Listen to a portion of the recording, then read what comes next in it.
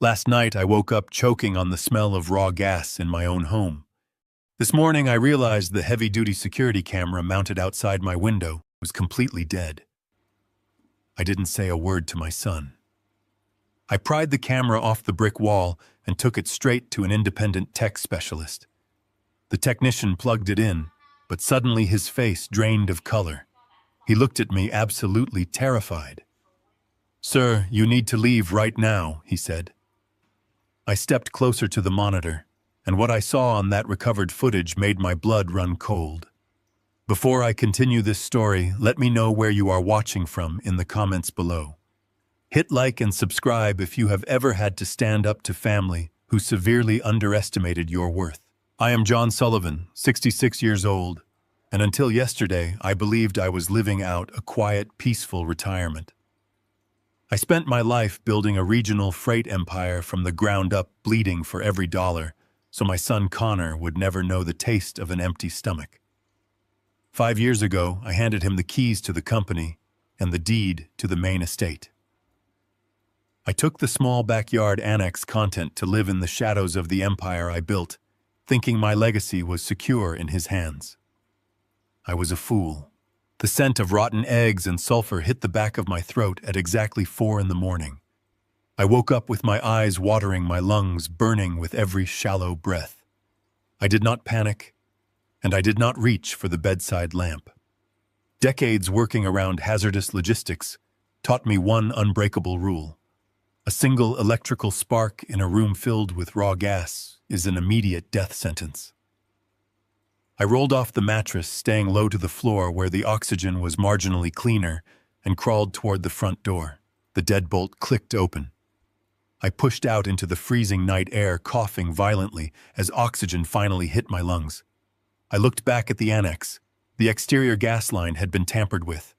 It was no accident.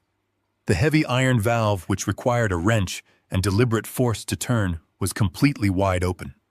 Someone had intentionally flooded my home with lethal gas while I slept. My first instinct was to walk the 50 yards across the manicured lawn to the main house and wake Connor. But my boots stopped on the damp grass. I looked up at the corner of the annex roof. The tamper-proof security camera I had installed last year was pointing directly at the gas meter. Its red recording light was completely extinguished. The housing was scorched.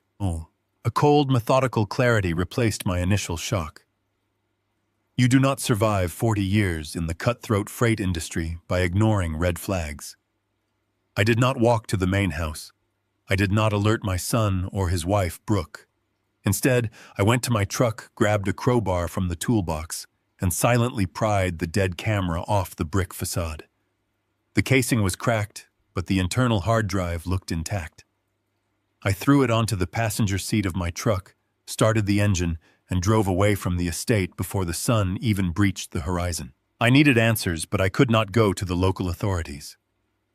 Connor played golf every Sunday with the precinct captain. Any complaint I filed would be routed directly back to my son's dining room table by noon. I drove across county lines to a rundown strip mall, pulling up to an independent electronics repair shop, operated by a man named Leon. Leon was a former corporate data recovery specialist who had been blacklisted for digging into the wrong hard drives.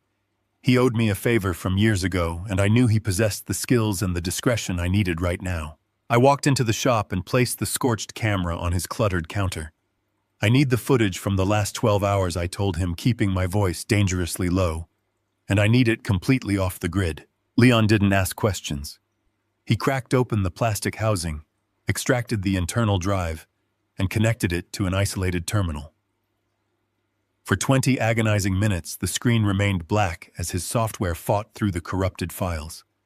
I paced the narrow aisle of the shop, the smell of gas still clinging to my clothes. Then the monitor flickered to life. Leon hit play. The grainy black and white night vision footage displayed my backyard at exactly 3:14 a.m.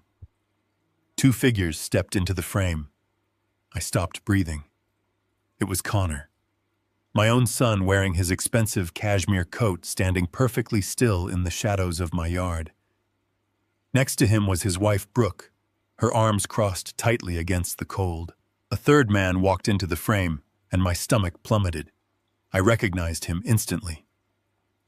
Dominic. He was a notorious local fixer for the syndicate, a ghost who specialized in making warehouses burn down and problematic competitors disappear. I had spent my entire career keeping men exactly like Dominic away from my freight company. Now my son was standing in my backyard doing business with him. The footage was silent, but the actions were deafening. Connor reached into his coat and handed Dominic a thick, unmarked envelope. Dominic weighed it in his hands, nodded once, and pointed directly at my annex. Connor did not hesitate. He gave the fixer a thumbs up, grabbed Brooke by the arm, and quickly retreated to the safety of the main house. I watched my son walk away, leaving a professional killer in the dark with his own father. The screen showed Dominic approaching the gas meter. He pulled a wrench from his jacket. He didn't rush. He moved with the terrifying precisions of a man who had done this 100 times before. He clamped the wrench onto the valve and forcefully twisted it open, releasing the silent, invisible flood of gas into my home. Then Dominic looked up.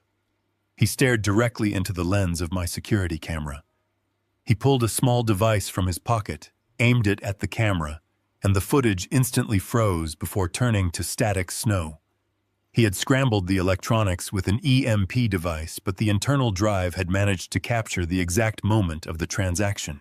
I stared at the frozen image of Dominic's face. My son had not just stolen from me or disrespected me. He had paid a cartel arsonist to incinerate me in my sleep. The 40 years I spent bleeding to give him a life of luxury had culminated in an assassination contract. Leon stepped back from the monitor, his face draining of all color. He looked from the screen to me, his hands shaking, as he realized exactly what he had just uncovered. Sir Leon stammered, his voice cracking. "You need to leave right now." Before I could ask him what he meant, an alarm began blaring from his secondary computer monitor. A red proximity warning flashed violently across the screen. "What is that?" I demanded. Leon scrambled to his keyboard, his fingers flying over the keys. "That camera isn't just fried," he said, panic gripping his tone.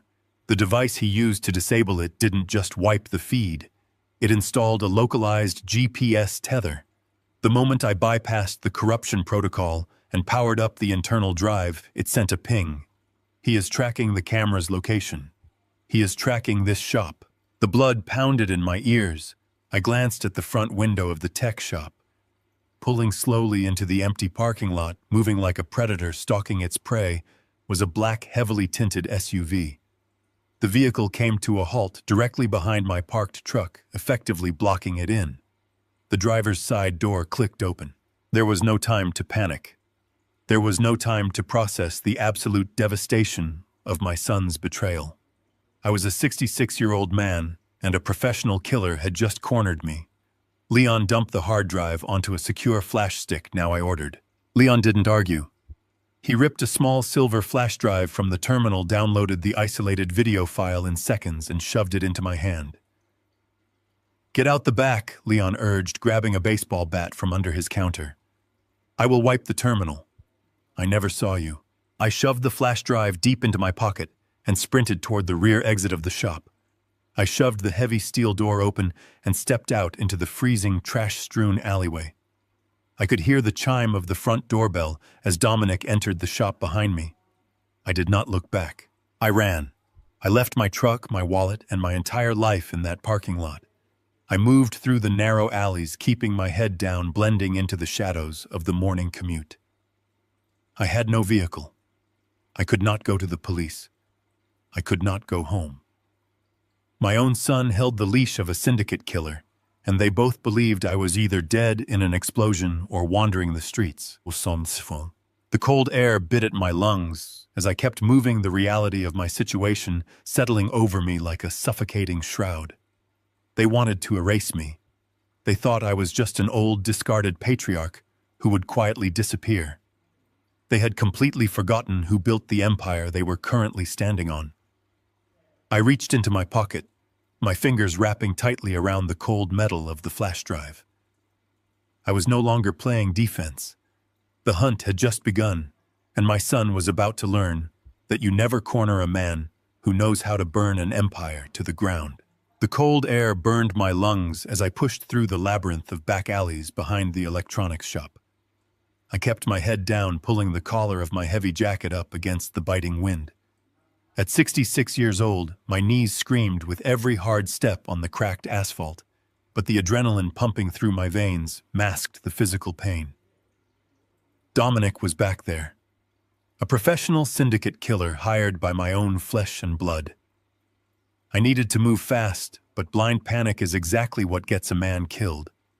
30 years of hauling freight across dangerous borders and building an empire from nothing had taught me to always think 3 steps ahead of absolute disaster. My first instinct should have been to run straight to the local police precinct, to slam my hands on the front desk and demand a detective. But I knew exactly how that scenario would play out. The precinct captain was a man named Davis. Connor and Captain Davis shared a golf cart every Sunday morning at the exclusive country club on the north side of town.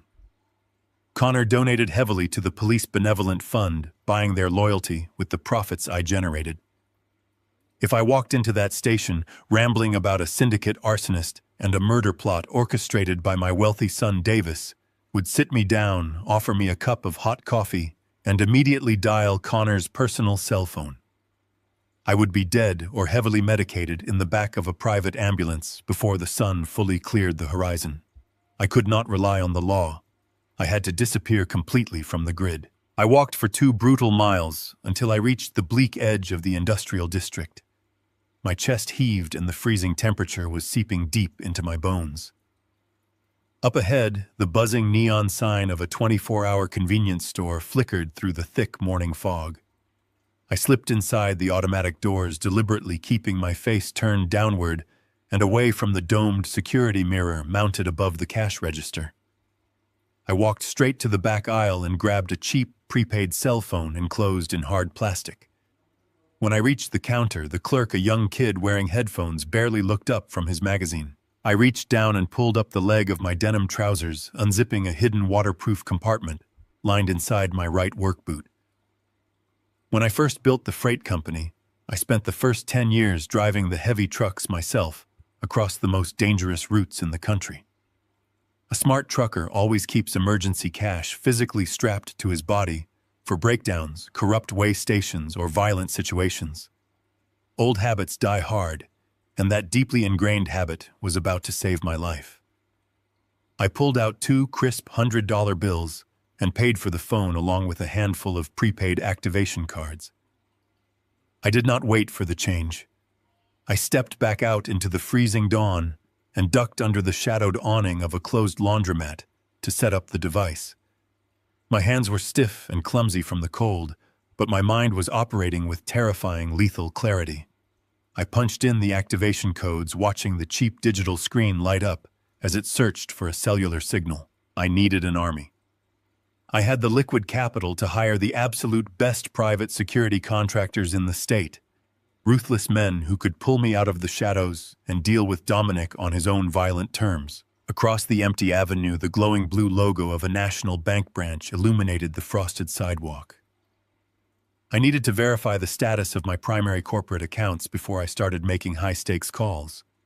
The freight company had generated millions, and I maintained a personal umbrella account that held enough liquid assets to buy my way out of almost any crisis. I walked rapidly across the street, pushing open the heavy glass door of the automated teller vestibule. The industrial heater inside hummed loudly, providing a sharp, almost painful contrast to the biting cold outside. I pulled my platinum debit card from my leather wallet, inserted it into the machine, and punched in my personal identification number. I navigated the digital menu to authorize a massive wire transfer to a specialized security firm I had used years ago for high-risk freight escorts. The machine processed the request for a long, agonizing moment. The blue loading circle spun endlessly on the screen. Then a harsh red block of text flashed violently across the display. Transaction declined. Card retained. Please contact your financial institution immediately. The heavy machine beeped a single final time and pulled my plastic card entirely into the internal slot, locking it away behind layers of steel. My stomach plummeted. A retained card was never a simple clerical error or a minor overdraft issue. It was a targeted, deliberate lockdown. I pulled out the newly activated burner phone and rapidly dialed the automated customer service line for my bank, punching in my 12-digit account numbers entirely from memory. The robotic voice informed me that my request could not be processed under any circumstances and abruptly transferred me to a live representative.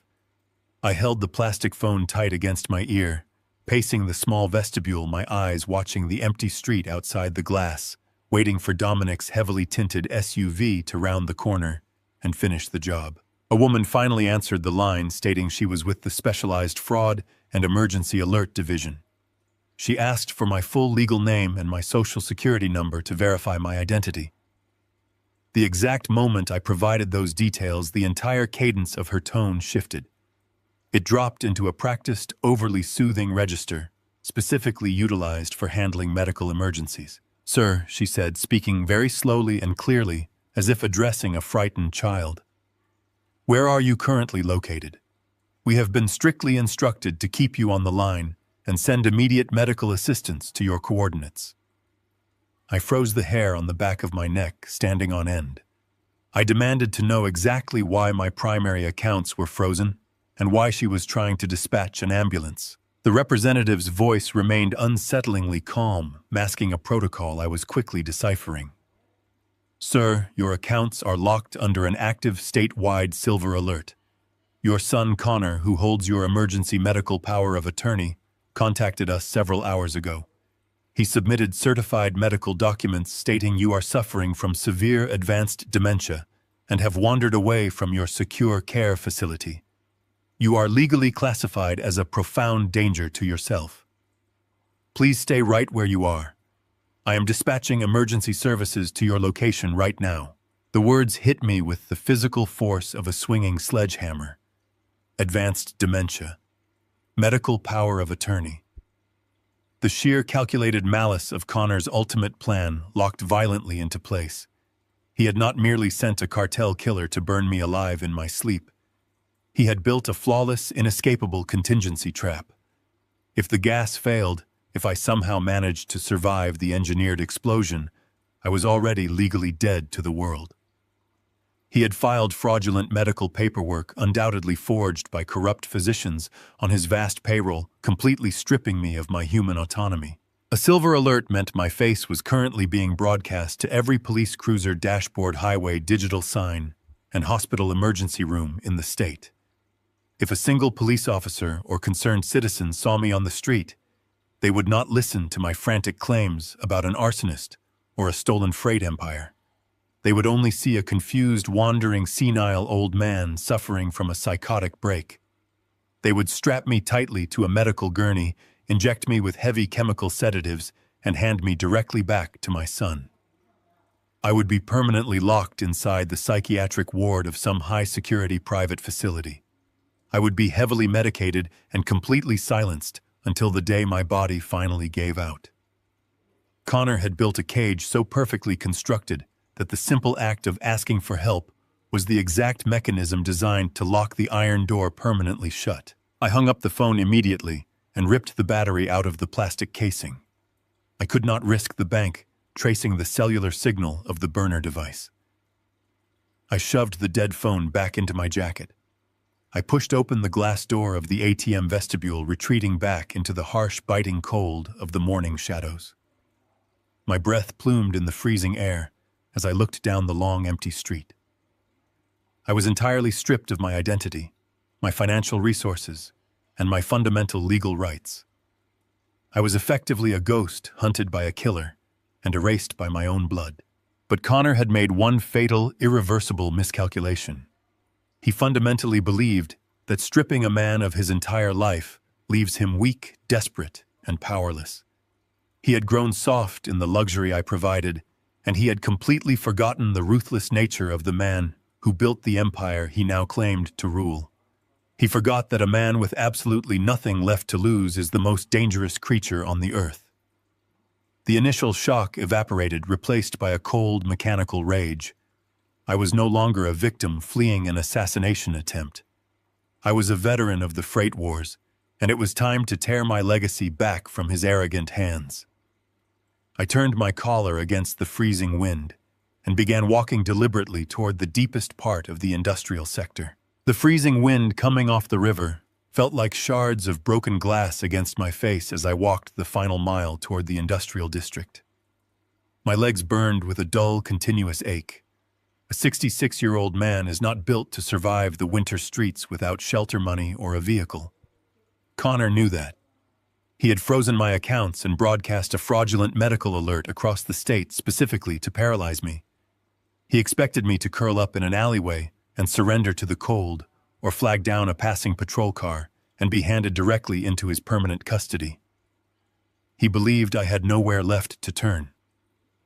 I stared through the thick morning fog at the massive steel gates towering at the end of the avenue. The illuminated blue letters bolted to the side of the main warehouse read Reed Logistics. I had built this regional freight empire from absolute nothing, operating out of a rusted trailer for the first decade. Now the facility spanned 4 city blocks, a fortress of commerce that moved millions of dollars in cargo every single week. I had handed the keys to this kingdom to my son 5 years ago, believing I was securing a legacy of honest labor. Now I was standing on the outside of the iron fence, a hunted trespasser, in the very sanctuary I had constructed. I moved silently along the western perimeter, staying deep within the shadows of the overgrown tree line.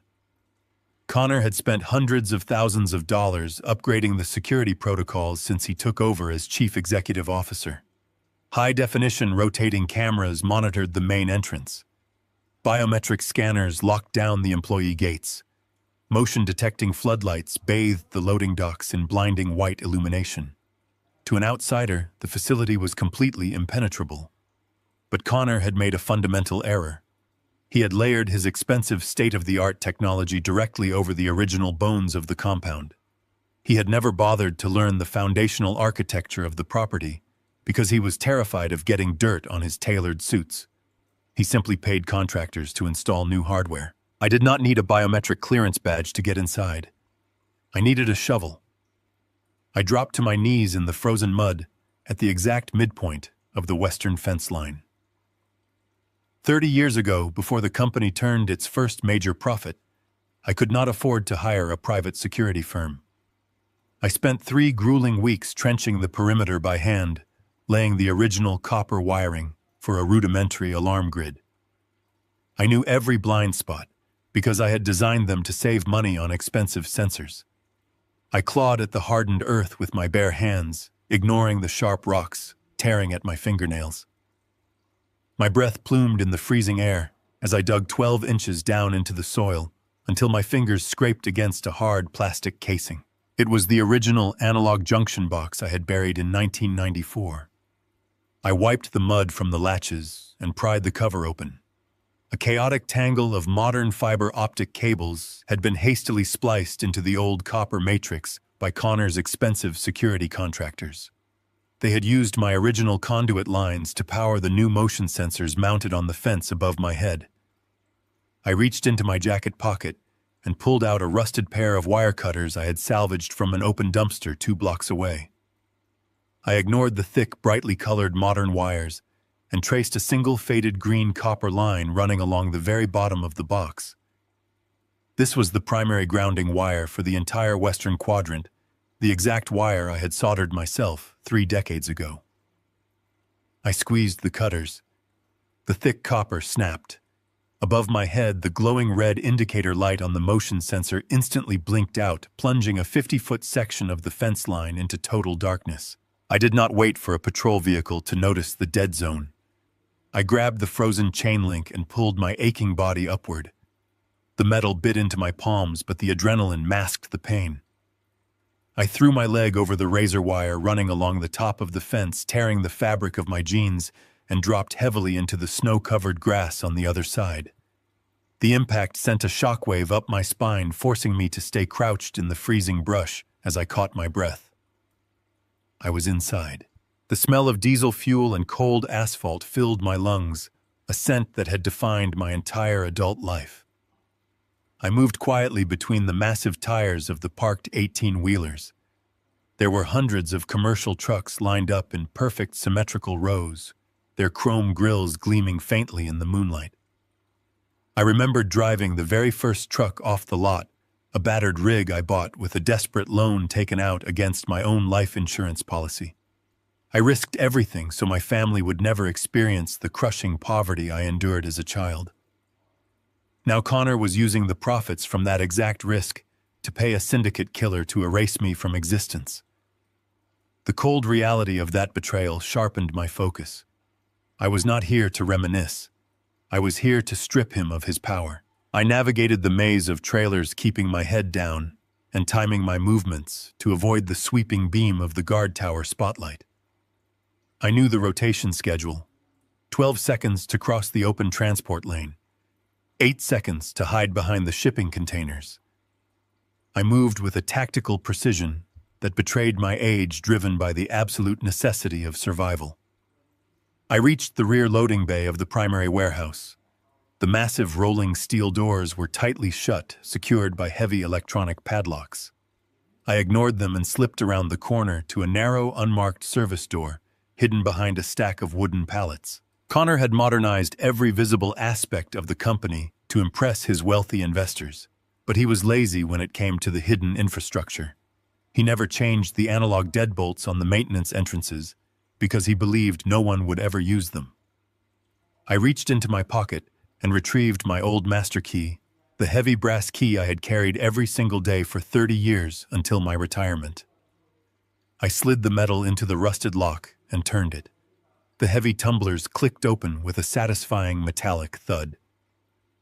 I pushed the door open and slipped inside the cavernous warehouse, easing the door shut behind me to block out the freezing wind. The temperature difference was immediate, but the atmosphere inside the facility felt entirely wrong. The main dispatch floor of a regional freight company should be completely silent and dark at this hour of the morning. Operations were strictly scheduled to begin at 6. But as I crept down the metal catwalk overlooking the primary storage grid, a low mechanical hum vibrated through the floorboards. The vast room was dimly lit by temporary halogen work lights strung across the rafters. Below me on the main floor, the warehouse was intensely active. I crouched behind a stack of wooden crates, peering over the edge of the catwalk. 2 heavy-duty forklifts were moving rapidly across the concrete floor, their reverse alarms muffled by tape over the speakers. They were not loading standard commercial freight. They were maneuvering massive reinforced wooden crates that completely lacked any standard shipping manifests, barcodes, or regulatory inspection tags. The crates were totally unmarked, constructed from heavy timber and bound with thick steel bands. My eyes scanned the loading dock. Standing near the massive bay doors were not my union dock workers or my vetted logistics managers. There were 6 men dressed in dark tactical clothing, completely ignoring standard safety protocols. The heavy coats they wore could not conceal the unmistakable shape of automatic rifles slung across their chests. They were standing guard, watching the forklifts load the unmarked crates into the back of a commercial transport truck bearing my company's logo. A cold sweat broke out across my forehead. Connor had not simply lost his moral compass to corporate greed. He had not just bankrupted his personal accounts trying to maintain a luxury lifestyle. He had completely surrendered the infrastructure of my life's work to a violent criminal syndicate. Dominic was not just a hired hitman. He was an enforcer for the cartel moving that illicit cargo. Connor was utilizing my clean, highly respected transport trucks to move massive quantities of illegal contraband, completely undetected by highway weigh stations and border patrols. The pieces of the lethal puzzle snapped together with horrifying clarity. Connor did not just want my estate. He needed absolute, unquestioned control over the physical property. My backyard annex, the very building he had tried to incinerate me inside of just hours ago, sat directly above the original underground safe, where the foundational incorporation ledgers of Reed Logistics were permanently entombed. Those documents proved that Connor only held operational proxy, not full legal ownership. If he was caught moving cartel freight, those ledgers would allow federal authorities to seize the entire company and trace the corruption directly back to him. He needed me dead, and he needed the annex burned to the ground to destroy the only legal tether I still held over the empire. A sudden, sharp, metallic crash echoed through the warehouse. One of the forklift operators had misjudged a turn, dropping a heavy wooden pallet directly onto the concrete floor. The impact split the side of the unmarked crate wide open. The armed guards immediately raised their rifles, shouting harsh commands as they rushed toward the spilled cargo. I leaned closer to the railing, straining to see what had fallen from the shattered wood. It was not weapons or narcotics. Hundreds of tightly bound, shrink-wrapped bundles of $100 bills spilled across the dirty floor, a mountain of illicit cash waiting to be laundered clean through my corporate accounts. Before I could pull away from the railing, the heavy metal door at the end of the catwalk violently swung open. The hinges shrieked in the quiet air. Heavy, deliberate footsteps echoed on the steel grating, walking directly toward my hiding spot. I was trapped on a narrow walkway, suspended 40 feet above a floor full of armed cartel guards, with an unknown threat closing in rapidly from behind. I reached into my jacket, my fingers closing tightly around the heavy steel wrench I had taken from the junction box outside. The hunt had escalated, and the time for running had completely run out. The heavy steel wrench felt slippery in my frozen palm as the footsteps vibrated through the metal grating of the catwalk. The guard was less than 20 feet away, his silhouette eclipsing the harsh halogen lights illuminating the loading bay below. I did not raise the weapon.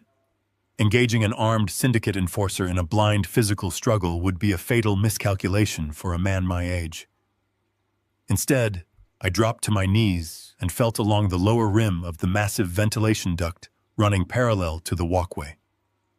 When I oversaw the final phase of the warehouse expansion, in 2006, I mandated the installation of oversized return vents to regulate the immense heat generated by the industrial loaders. I knew the maintenance latches were purely mechanical. I slid my fingers under the steel lip, depressed the hidden tension spring, and silently pulled the heavy aluminum grate inward. I dragged my body into the dark, narrow shaft, just as the guard rounded the corner. Through the thin metal louvers, I watched his combat boots pause mere inches from my face. He stood motionless, scanning the empty catwalk, his rifle held tightly at his side, before continuing his patrol toward the eastern perimeter. I crawled backward through the pitch-black ductwork.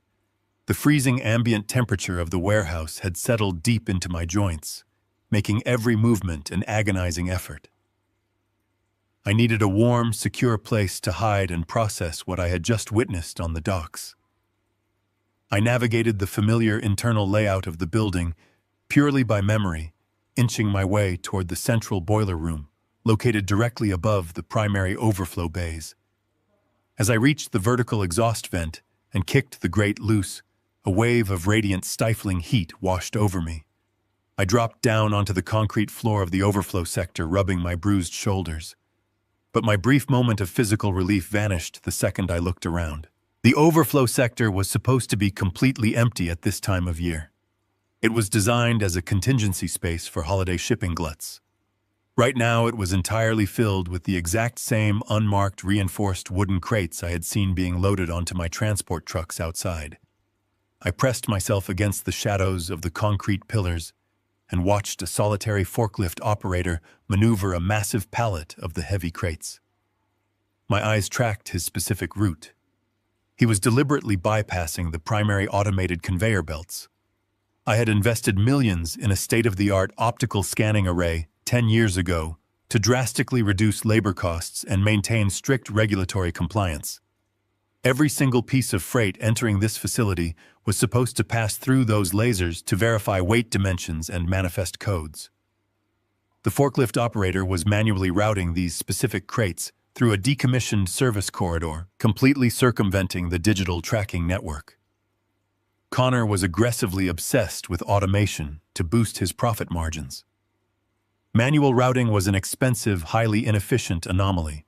It meant this cargo was strictly off the books, The operator dropped the pallet in a dark, isolated corner of the bay and drove away, leaving the cargo completely unattended. I stepped out from the shadows and approached the towering wooden structure. The crate was excessively fortified, bound with thick steel shipping bands and industrial staples designed to deter casual tampering. I wedged the flat edge of my steel wrench under the corner of the closest band.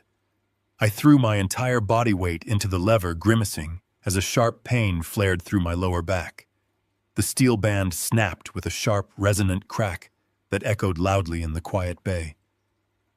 I quickly wedged the wrench under the wooden lid and pried upward, splintering the heavy timber.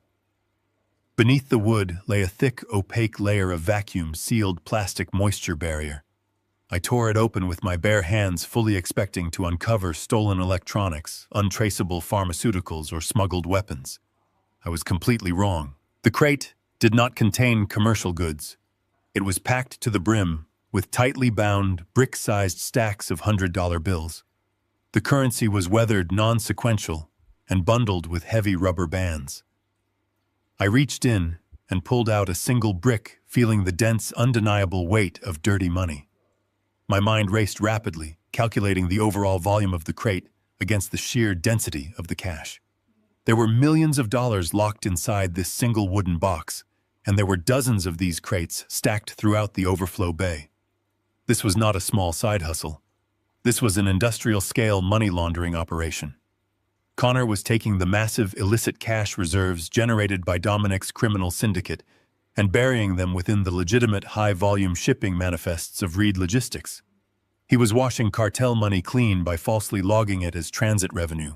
I dropped the brick of cash back into the crate, my hands trembling not from the freezing cold, but from the terrifying magnitude of my son's corruption. The jagged pieces of the puzzle slammed together with violent, undeniable precision. Connor was in far over his head. The syndicate did not utilize legitimate businesses purely out of convenience. They utilized them to enact total operational takeovers. But Connor could not legally transfer the primary assets of Reed Logistics to a shell corporation controlled by the cartel. He could not authorize a total liquidation of the empire. I had deliberately structured the company to prevent a hostile takeover. When I poured the concrete foundation for the original site office in 1990, the exact building that now served as my backyard annex, I buried a cast-iron fireproof floor safe directly into the wet cement. Inside that safe were the original handwritten incorporation ledgers. Those documents explicitly stated that Connor only held an operational proxy. I retained the ultimate irrevocable veto power over any structural sale or dissolution of the entire company. Connor had spent years trying to convince me to digitize those records, pleading with me to upload them to a corporate server where he could quietly alter the legal permissions. I had steadfastly refused, insisting that true corporate security lived entirely on paper signed in blue ink. The sickening scent of raw gas that had choked me awake hours ago suddenly took on a new, horrifying dimension. Connor and Dominic had not merely intended to assassinate me in my sleep. A quiet poisoning or a staged fall down a flight of stairs would have easily eliminated me, but it would have left the physical estate completely intact. It would have left the annex standing. They intentionally flooded my home with natural gas because they desperately needed an explosion.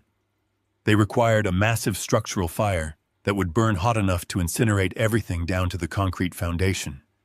They needed the intense, prolonged heat of a collapsed building to breach the thermal threshold of the floor safe and turn those foundational ledgers into untraceable ash. Without those original documents, the legal proxy would default entirely to Connor upon my death, granting him absolute, unchecked authority to hand the entirety of Reed Logistics over to the syndicate to erase his monumental debts. My survival had not simply delayed a brutal assassination. It had directly threatened a multi-million-dollar cartel acquisition. If Dominic realized the annex had not detonated as planned, he would return to the estate to finish the job manually. He would tear the floorboards apart to secure or destroy the safe himself before the authorities could ever arrive. I had to reach the annex and extract those documents before the fixer realized his lethal trap had failed. I pushed the splintered wood back down over the plastic barrier desperately trying to conceal the breach. Just as the lid settled into place, the harsh sweep of a high-powered tactical flashlight cut through the darkness of the overflow bay. The heavy, measured footsteps of a cartel guard echoed against the concrete, moving rapidly down the main aisle directly toward my position. He had noticed the snapped steel shipping band resting on the floor. I was trapped at the dead end of the storage corridor, wedged entirely between a mountain of illicit cash and a man who would not hesitate to put a bullet through my chest.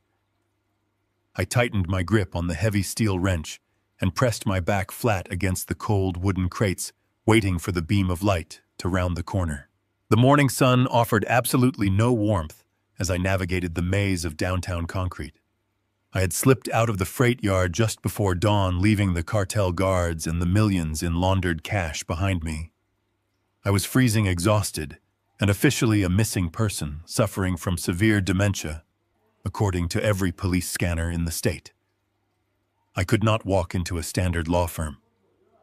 Connor had spent the last 5 years padding the pockets of every major attorney within a 50-mile radius, building a fortress of legal retainers that ensured no one would ever take a case against him. I needed a lawyer who was completely immune to my son's wealth. I needed a man who despised my family so deeply that no amount of cartel money could ever buy his loyalty. I needed Marcus Dexter. 10 years ago, Dexter and I engaged in the most vicious corporate litigation this city had ever seen. He represented a rival logistics firm attempting a hostile takeover of my company. We fought tooth and nail in the courtroom for 18 months. In the end, I crushed his client, completely dismantled his legal arguments, and cost his firm millions in penalties. Dexter was a ruthless, predatory attorney who took the loss as a profound personal humiliation. He hated the very sound of my name. That pure, unadulterated hatred was exactly what I was banking on. Dexter was semi-retired now, operating out of a boutique firm on the 40th floor of the towering glass monolith at the center of the financial district. I knew his habits. He was a creature of absolute routine, always arriving at his desk by 6 in the morning to read legal briefs in total silence before the junior partners arrived. I bypassed the main lobby security desk by slipping through the subterranean loading dock as a delivery truck backed into the bay. I took the service elevator, a battered metal box used only by the overnight custodial staff, and rode it all the way up to the 40th floor. The polished marble corridors of the firm were entirely empty. I walked silently past the reception desk and pushed open the heavy mahogany doors of his corner office. Dexter was sitting behind his massive desk, a cup of black coffee steaming next to a stack of open files. He wore a tailored suit, his silver hair perfectly combed, looking exactly like the apex predator I remembered. He looked up at the sound of the heavy doors closing. His eyes narrowed instantly. For a moment, neither of us spoke. He took in my torn denim trousers, my mud-stained jacket, and the exhaustion etched deeply into my face. He slowly reached toward the brass telephone sitting on the corner of his desk. "I would not touch that, Dexter," I said, keeping my voice perfectly level. He paused, his hand hovering inches from the receiver. He leaned back in his leather chair, his face a mask of cold calculation. "I saw the morning news, John," he said, his voice dripping with condescension. "Your son Connor issued a very touching public statement. He said his beloved father has lost his mind and wandered off into the freezing night. There is a statewide alert out for you right now. If I pick up this phone, the police will be here in 3 minutes to strap you to a gurney. You are going to want to hear what I have to say before you make that call," I replied, stepping further into the room. Dexter let out a sharp, bitter laugh. "You ruined my biggest client 10 years ago. You humiliated me in front of the entire appellate court. Why on earth would I do anything other than hand you over to the authorities and watch them lock you in a padded room? Because Connor is laundering millions of dollars for the cartel through the freight company you tried to take over," I stated bluntly. The laughter died in Dexter's throat. His hand slowly retreated from the telephone. The mockery vanished from his eyes, instantly replaced by the sharp, predatory intellect of a man who smelled blood in the water. I stepped up to the edge of his mahogany desk and planted both hands on the polished wood. "Last night, Connor paid a syndicate fixer named Dominic to open the gas line on my house and incinerate me in my sleep. He filed the fraudulent medical alert to ensure that if I survived, I would be legally stripped of my autonomy. Just 2 hours ago, I broke into the primary logistics warehouse. The floor is covered in unmarked crates packed with millions in illicit cash. They are manually routing the money through the transport trucks, completely bypassing the automated scanners. Dexter stared at me in absolute silence. His legal mind was already processing the massive implications of the data I was providing. "If you are telling the truth," he murmured, leaning forward, "Connor is not just committing corporate fraud. He is engaging in high-level racketeering and domestic terrorism. The federal government will dismantle him." "That is precisely the point," I said. "But Connor cannot finalize the cartel integration because he does not hold complete ownership of the company. I buried the original foundational ledgers in a fireproof floor safe beneath my annex. Those documents prove I hold an irrevocable veto over any structural dissolution. Connor needs the annex to burn to the ground to destroy those physical documents. Once the paper trail is ash, the legal proxy defaults entirely to him." Dexter steepled his fingers, staring at me with a newfound intensity. "And you came to me because you know Connor has bought every other litigator in the financial district. You came to me because you know I would rather die than take a bribe from a Sullivan. I came to you because you are a shark, Dexter. And right now I need the most ruthless shark in the ocean. I need you to verify the legal standing of those buried documents under current corporate law. And I need you to quietly establish an encrypted federal seizure account. When I make my move, I am going to electronically divert every single dollar of that laundered cartel cash directly into federal custody. I want you to be the attorney of record who hands the federal authorities the biggest syndicate bust of the decade." I watched the gears turning in his head. The proposition was intoxicating. If Dexter pulled this off, he would not only completely destroy the son of the man who humiliated him, but he would secure a massive whistleblower percentage from the federal government. It was the ultimate victory, a masterstroke that would cement his legacy in the legal community forever. Dexter slowly opened a drawer in his desk and pulled out a clean legal pad. He clicked his expensive silver pen. "You are a dead man walking, John," he said, his voice dropping into a deadly serious register. "If this fixer is tracking you, you do not have days to execute this. You have hours. But if you can physically extract those original ledgers from the floor safe and deliver them to me, I will file the injunction that freezes the entire corporate structure of Reed Logistics. Connor will not be able to move a single cent." I nodded, feeling the first surge of genuine momentum since the gas woke me. "I need access to a terminal," I told him.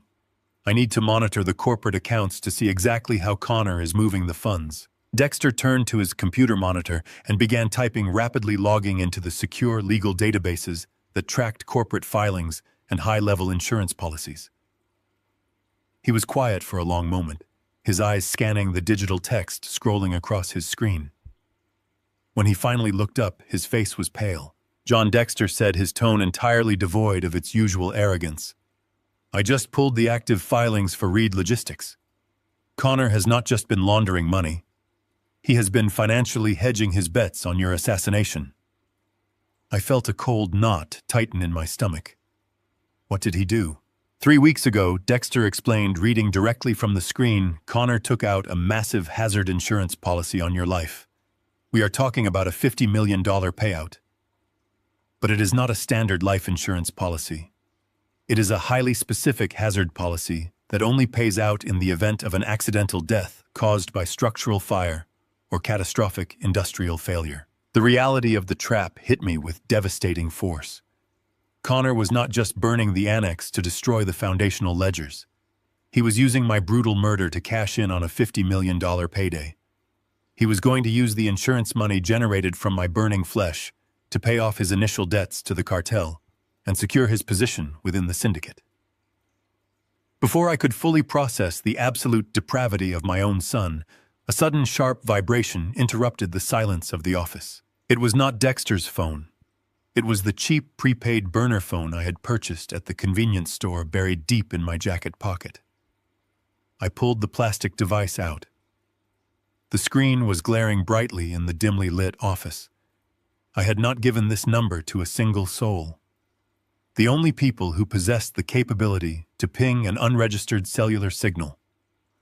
This quickly were individuals with access to military-grade tracking software. I stared at the glowing screen.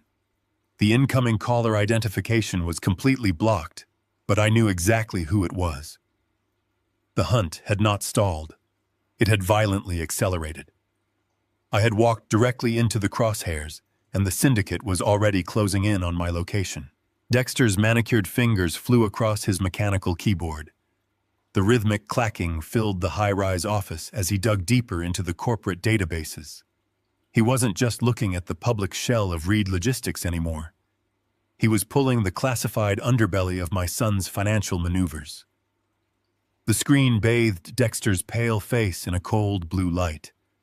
When he finally stopped typing, the silence in the room was heavier than a physical weight. He slowly turned the massive curved monitor toward me. "Look at this, John," he said, his voice dropping into a hollow, disbelieving whisper. I stepped closer, resting my hands on the edge of his mahogany desk to steady myself. The document on the screen was a commercial insurance policy, but it wasn't a standard corporate liability contract. It was a highly specialized lethal hazard policy written specifically on my life. I read the clauses, my eyes scanning the dense legal text. Standard death by natural causes paid out a modest sum, but there was a massive, blindingly obvious rider attached. Catastrophic industrial hazard or accidental structural fire. The payout for that specific scenario was $50 million. $50 million. My knees felt like they were turning to dust. I leaned heavily against the desk, the air suddenly stripped from my lungs. Connor wasn't just burning the annex to destroy the foundational ledgers. He was using my brutal, agonizing murder to completely erase his monumental debts to the cartel. He was going to use the money generated from my charred bones to pay off Dominic's syndicate and secure his absolute throne. My own flesh and blood had put a $50 million bounty on my head, and he planned to collect it himself by lighting the match. I remembered the day Connor turned 16. I bought him a restored vintage Mustang. I worked double shifts for 6 months, missing holidays and weekends, just to see the smile on his face when I handed him those keys. I had spent my entire adult life trying to shield him from the brutal, ugly realities of the world. And now he was the architect of the ugliest reality I had ever faced.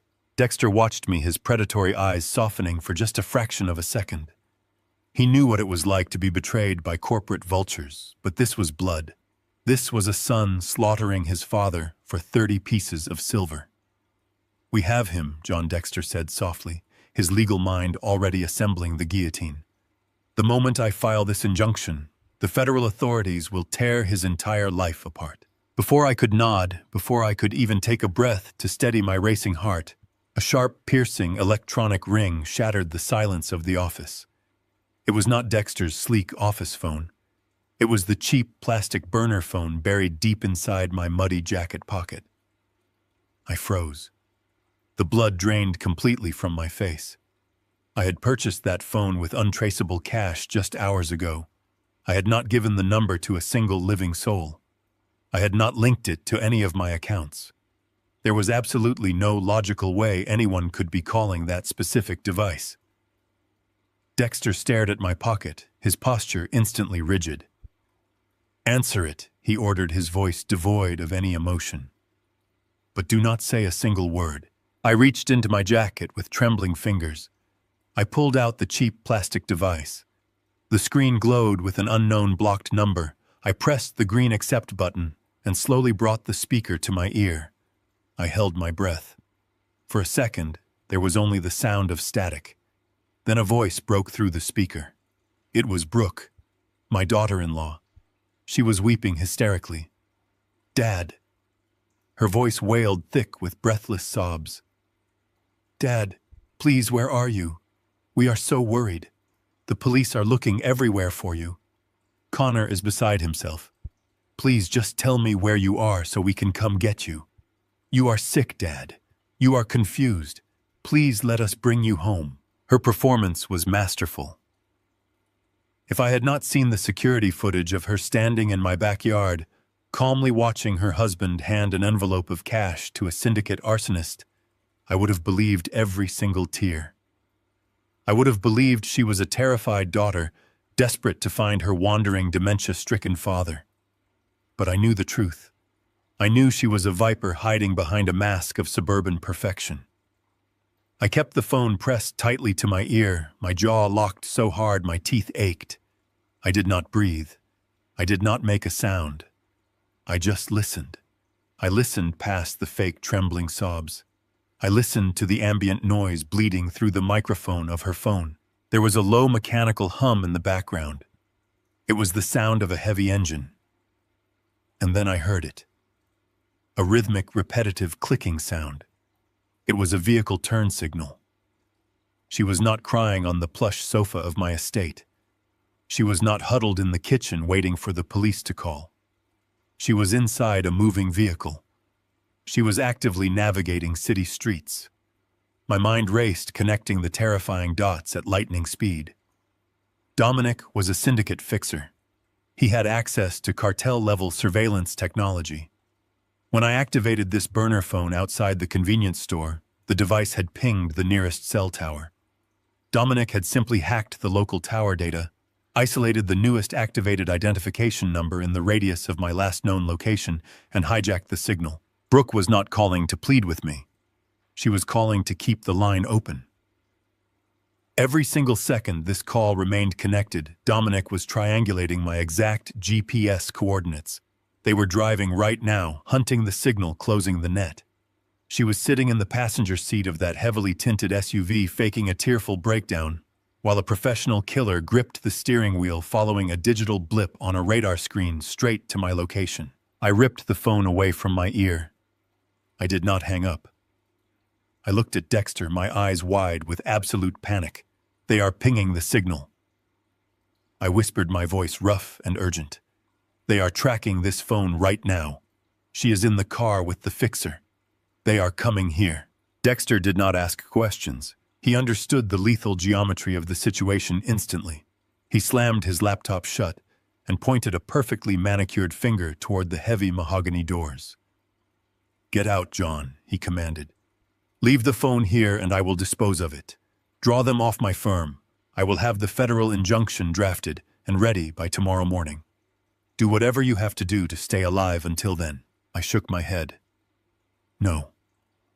If I leave the phone here, Dominic will breach this building. He will tear this office apart looking for me, and he will kill you just for being in the room. I have to take it with me.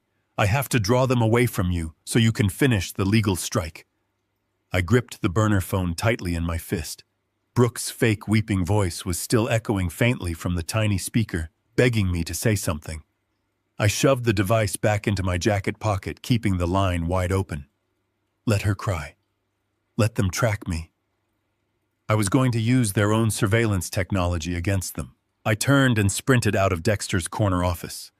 The polished marble floors of the empty law firm offered no traction, but I pushed my aging body to the absolute limit. I hit the stairwell doors, bypassing the slow service elevator entirely. I practically threw myself down the concrete steps, taking them 2 at a time. My knees screamed in protest with every jarring impact. 40 flights of stairs, my lungs burned like they were filled with crushed glass. The freezing sweat clung to my forehead, stinging my eyes. Every time the phone vibrated against my ribs, it was a reminder that the Grim Reaper was sitting in the passenger seat of an SUV, watching a digital map getting closer and closer to my pulsing beacon. I burst through the ground floor emergency exit and spilled out into the freezing alleyway behind the financial district monolith. The morning sun was just beginning to cast long, harsh shadows across the city concrete. The streets were starting to fill with early commuters, ignorant to the deadly game of cat and mouse playing out on their sidewalks. I merged into the crowd, keeping my head down, forcing myself to walk at a rapid, measured pace rather than a frantic sprint. I could not draw attention to myself. The fraudulent silver alert was already active.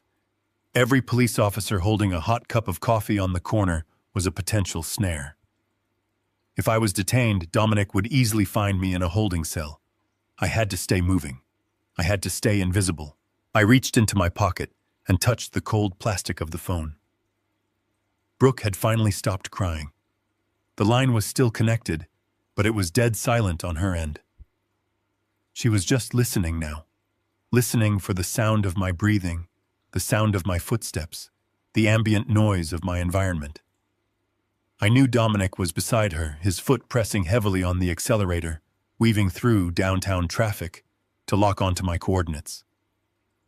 They thought they had outsmarted the old man. They thought I was a confused, terrified victim, blindly holding onto an open line out of sheer desperation. They had no idea I was deliberately leading them into a trap. I needed a decoy. I needed a way to separate the physical tracking beacon from my actual body while keeping Dominic occupied long enough for Dexter to file the federal injunction. If I just threw the phone into a trash can, the signal would stop moving. Dominic would arrive, find the discarded phone, realize he had been played, and immediately pivot back to hunting me through the city grid. I needed the phone to keep moving. I needed it to move fast, unpredictably, and incredibly far away. I looked past the towering glass skyscrapers, my eyes tracking the heavy gray smoke rising from the massive industrial sector just 3 miles south of the financial district. The low rhythmic rumble of heavy diesel engines echoed off the concrete canyons.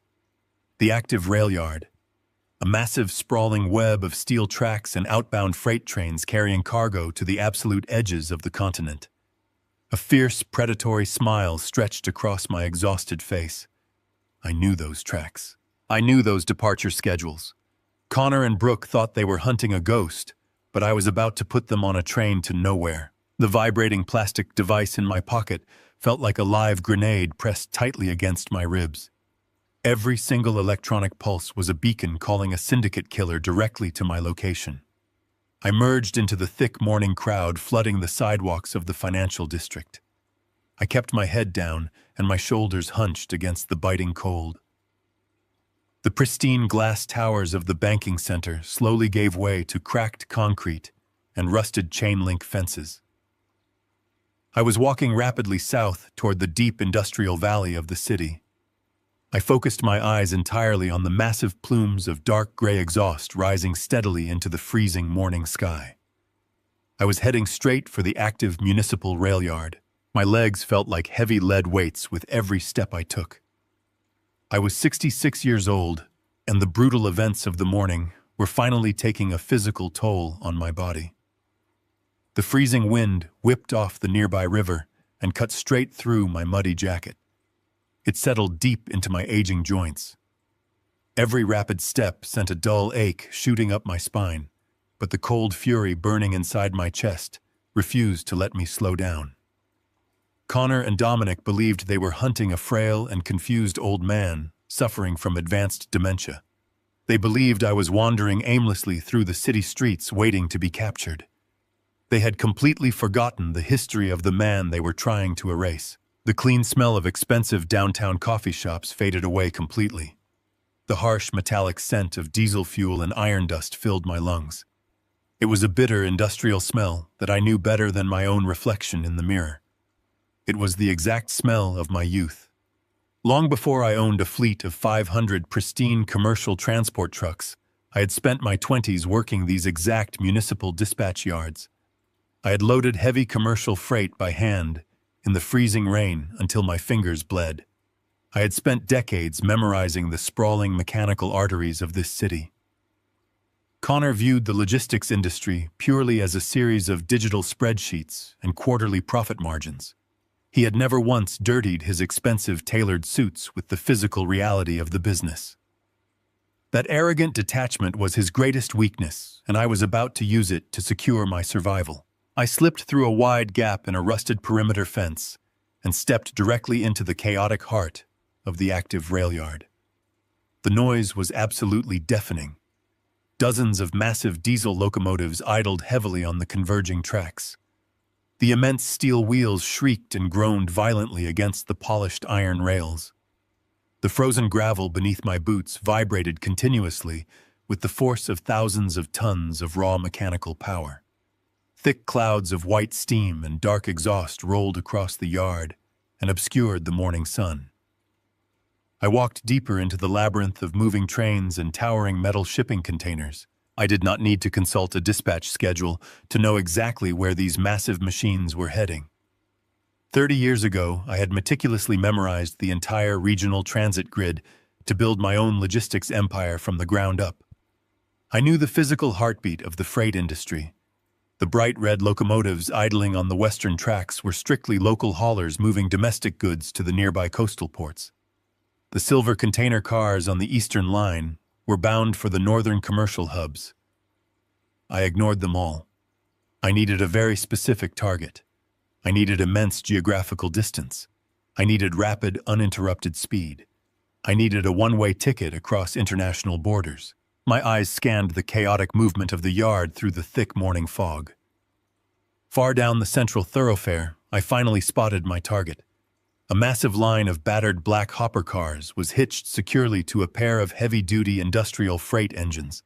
The iron cars were loaded to the very brim with tons of raw black coal. I recognized the faded numerical company codes painted on the side of the lead engine. That specific train was the Southern Continental Express route. It ran a direct, uninterrupted rail line straight down through the deserts of Texas and straight across the southern border into the deep industrial manufacturing zones of Mexico. It would not stop for regional inspections. It would not slow down for local traffic. It would thunder southward for another 800 miles without a single delay. A sudden deafening horn blast erupted from the lead locomotive. The ground shook violently as the massive diesel engines fully engaged. The long line of black freight cars jerked forward with a series of loud metallic crashes. The train was beginning its final departure sequence. I had to move immediately. I forced my exhausted body into a dead sprint across the treacherous gravel yard. I dodged recklessly between parked train cars and ignored the burning pain tearing through my chest. The burner phone vibrated relentlessly in my jacket pocket. Brooke was still holding the cellular connection wide open. Dominic was still actively pinging the device. They were sitting in a heavily tinted vehicle staring intently at a glowing digital map. They thought they were rapidly closing the net around a helpless victim. They had absolutely no idea they were about to be sent on a wild goose chase to another country. I reached the parallel tracks just as the massive black coal cars began to roll steadily past me. The massive steel wheels threw bright orange sparks against the iron rails. The speed of the train was increasing dramatically with every passing second. I ran alongside the moving iron giant and matched its accelerating pace. The freezing wind whipped my face as I reached deep into my heavy jacket and pulled out the cheap plastic burner phone. The screen was still glowing brightly in the dim light of the yard. The digital call timer on the screen proved the connection to Brooke was still perfectly intact. She could undoubtedly hear the roaring mechanical thunder of the rail yard bleeding through the microphone, but she would have no idea what it meant. I looked at the glowing screen one last time and felt a deep sense of grim tactical satisfaction. I threw the plastic device high into the freezing morning air. I watched as the phone arced gracefully over the rusty lip of the moving train car and vanished completely into the deep bed of raw black coal. I immediately stopped running. I bent over heavily and rested my hands on my aching knees. I gasped for oxygen as the freezing air burned the back of my throat. I stood alone in the chaotic rail yard and watched the long, continuous line of black freight cars disappear slowly into the thick morning fog. The rhythmic clacking of the steel wheels faded steadily into the distance until there was nothing left but the cold wind. The misdirection was perfectly executed. Dominic was sitting in his vehicle right now, watching my digital signal suddenly accelerate to 60 miles an hour, heading due south. He would track that specific signal down the interstate highway. He would follow it relentlessly all the way to the Mexican border. He and Connor would waste countless hours chasing a useless piece of plastic buried under 10 tons of fossil fuel. By the time the syndicate fixer realized the old man had successfully played him, it would be far too late to correct the error. The immediate lethal pressure was temporarily lifted from my shoulders. I stood up straight and wiped the freezing sweat from my forehead with the back of my trembling hand. I turned my back on the sprawling rail yard and looked back toward the towering skyline of the city. I had just bought myself exactly 48 hours of total invisibility. It was more than enough time to slip back onto my own estate completely undetected under the cover of darkness. It was more than enough time to unearth the hidden concrete safe and secure the original unalterable corporate ledgers. Connor wanted to play a ruthless game of tactical logistics to steal my empire. He was about to learn the hard way that I was the man who wrote the rules. The torrential rain felt like icy needles against my face as I marched the final mile up the winding asphalt of the canyon road. The storm had blown in off the coast just after midnight, a violent roaring tempest that bent the ancient pine trees and turned the gutters into rushing rivers. For any other man my age, the freezing downpour would have been a death sentence. For me, it was a perfect impenetrable cloak. The heavy rain masked the sound of my boots on the pavement and washed away the thick layer of industrial soot I had accumulated in the rail yard.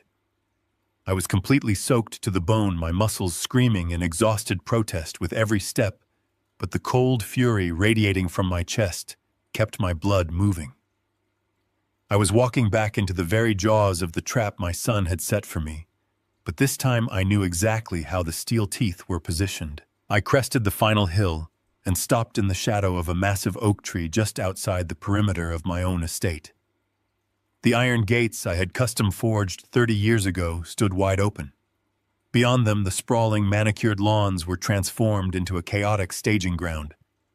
3 local news vans were parked haphazardly across the wet grass, their massive satellite dishes raised toward the turbulent sky. Heavy canvas cables snaked through the mud leading directly up to the wraparound porch of the main house. The residence was ablaze with warm, golden light radiating through the floor-to-ceiling windows and piercing the dark, violent storm outside. I moved closer, pressing my back against the rough bark of the oak, and peered through the driving rain into my own living room. It was a grotesque, meticulously choreographed theater of grief. Dozens of people were packed into the house. I recognized my neighbors, local business leaders, and the precinct captain, Davis, standing solemnly near the fireplace. In the center of the room, surrounded by a tight circle of concerned faces and the glaring lenses of local news cameras, stood Connor. He was wearing a somber, dark, tailored suit, his shoulders slumped in a posture of utter defeat. Next to him, Brooke clutched a crumpled tissue to her face, her makeup perfectly smudged to convey the exact right amount of exhausted weeping. They were hosting a prayer vigil for my safe return. I watched as Connor accepted a microphone from a local reporter. I could not hear his words over the roar of the storm, but I did not need to. I knew exactly what he was selling. He was painting the picture of a desperate, heartbroken son pleading with the community to help find his beloved dementia-stricken father. He was using the media to reinforce the fraudulent silver alert, ensuring that if my body was found mangled in the woods or wandering the streets, the narrative of a tragic senile accident was already cemented in the public consciousness. He was building his alibi in real time, surrounded by witnesses crying crocodile tears for the man he had paid a syndicate killer to assassinate just 24 hours earlier. A bitter taste coated the back of my throat.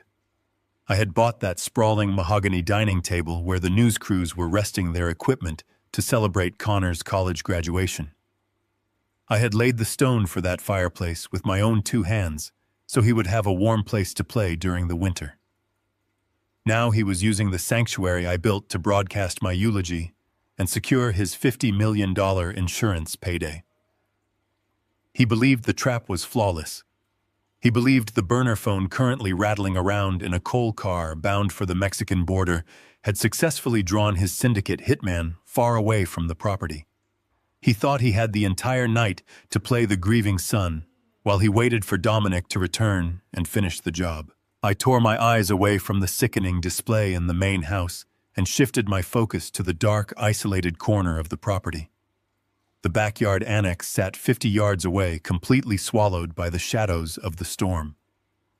There were no lights on inside. There were no news crews standing near the door. Connor had deliberately kept the vigil confined to the main estate, isolating the annex, so it could serve its lethal purpose without drawing premature attention.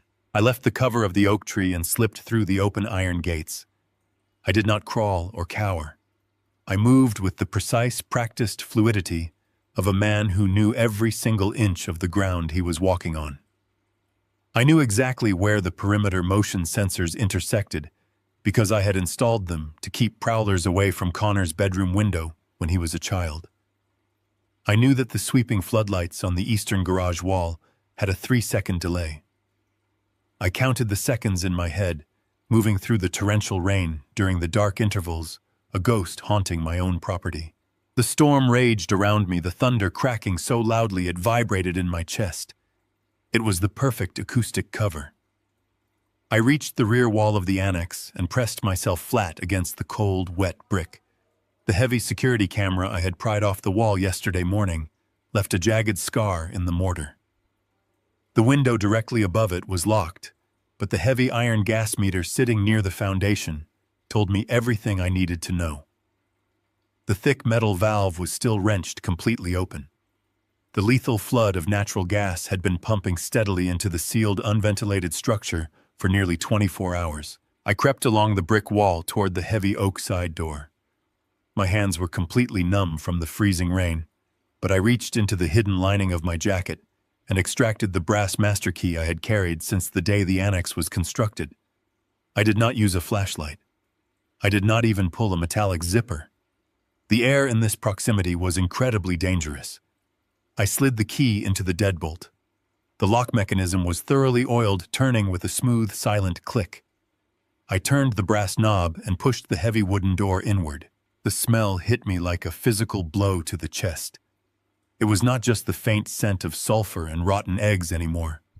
It was an absolute suffocating wall of raw, concentrated natural gas. The atmosphere inside the small building was so heavily saturated that the air itself felt thick and unnaturally warm. My lungs burned instantly, my eyes watering so violently that the dark room became a blurry, swimming void. I stepped over the threshold and carefully eased the heavy oak door shut behind me, sealing myself inside the ticking bomb. I stood frozen in this pitch-black entryway, forcing myself to take shallow, measured breaths through my nose. The concentration of gas was staggering. The annex was no longer just a building. It was a massive, highly pressurized, explosive device. Connor and Dominic had designed this perfectly. They knew the annex was tightly insulated. By flooding the space continuously, they had created an environment where a single microscopic spark of static electricity could detonate the entire structure with the force of a military-grade munition.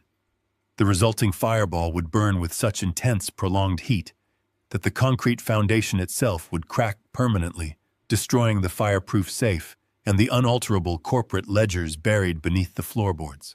I did not dare reach for the light switch. I did not brush my wet jacket against the dry drywall. I moved my feet by sliding them across the hardwood floor, refusing to lift my boots and risk a static spark against a stray nail or a metal floor register. The darkness was absolute, but I did not need my eyes. I had drafted the blueprints for this annex on a napkin 30 years ago. I knew exactly how many paces it took to reach the center of the room. I knew exactly where the heavy rug covered the false floorboards. I slid my boots forward, counting my steps in the dark. 1, 2, 3, 4. The silence inside the gas-filled room was deafening, a sharp contrast to the violent storm raging against the roof tiles outside. I reached the center of the room and slowly, deliberately dropped to my knees. The hardwood floor felt cold against my skin. I ran my trembling hands over the surface until my fingertips caught the thick, braided edge of the wool area rug. I peeled it back, exposing the bare wooden planks beneath. My lungs were screaming for oxygen. The toxic atmosphere was making me dizzy, black spots dancing at the edges of my vision.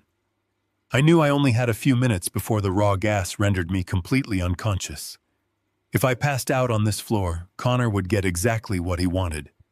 I would be dead, the ledgers would be incinerated, and my $50 million life insurance policy would fund a cartel takeover. I felt along the seam of the floorboards until I found the small, recessed notch. I dug my fingers into the groove and pulled upward. The false board lifted away with a quiet creak, revealing the cold cast-iron dial of the floor safe buried directly in the concrete foundation. The dial was slick with condensation. I leaned down, my face inches from the metal, trying to focus my swimming mind. I needed to input the combination, extract the original incorporation documents, and get out of this lethal atmosphere before the gas overtook me. But as my fingers found the cold iron dial, the hairs on the back of my neck stood straight up. Over the roaring thunder of the storm outside, I heard a sound that made my blood turn to ice. It was a soft, metallic click. The sound of the deadbolt sliding open on the heavy oak door behind me. Someone was entering the annex. I froze, still kneeling over the exposed safe in the pitch-black room. The door slowly swung open, letting in a brief, muted sliver of light from the distant main house. A tall, broad-shouldered silhouette stepped over the threshold, closing the door firmly behind him to seal the room once again. The air shifted heavily. It wasn't Connor. Connor was currently performing for the cameras 50 yards away. The man standing in the dark, breathing the same toxic gas-filled air as I was, moved with a terrifying, silent grace. Dominic had realized the train was a decoy. The syndicate fixer had not chased my burner phone into Mexico. He had doubled back, anticipating my exact move. He had returned to the estate to manually ignite the trap. In the suffocating darkness, I heard the unmistakable, terrifying sound of a metal Zippo lighter flipping open. The steel wheel scraped loudly, sparking a tiny lethal ember just inches from the gas-soaked air. The standoff had officially begun, and we were both locked inside a bomb. I knelt on the cold hardwood floor of the annex with my lungs burning from the toxic atmosphere. The invisible gas was thick and oppressive, pressing against my eyes and throat. I forced myself to take incredibly shallow breaths. I ran my numb fingers over the exposed iron dial of the floor safe, buried in the concrete foundation. I had poured this cement myself 30 years ago, when Reed Logistics was nothing more than a single rusted transport truck and a mountain of unpaid invoices. I built this hidden vault to protect the only things that truly mattered.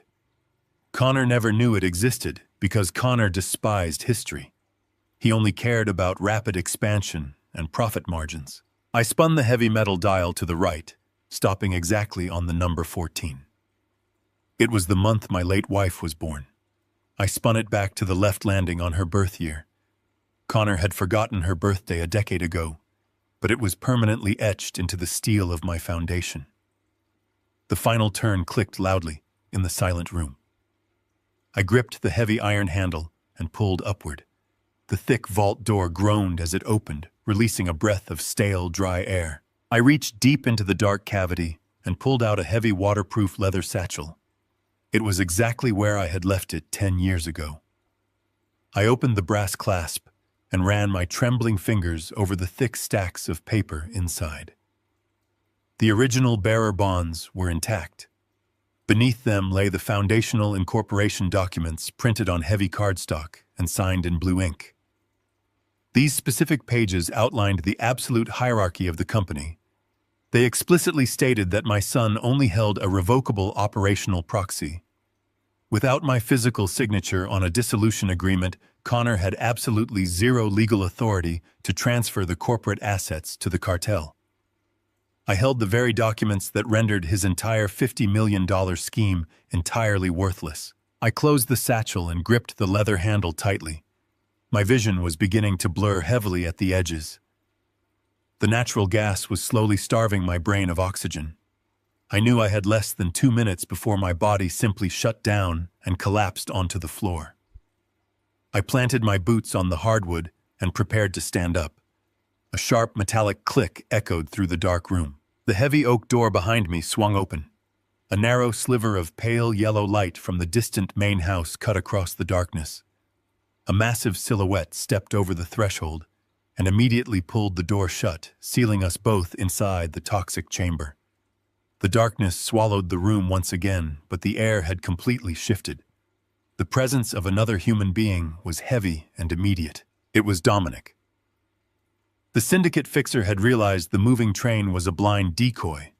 He had tracked my burner phone long enough to recognize the mechanical pattern of a rail line and deduced my actual strategy.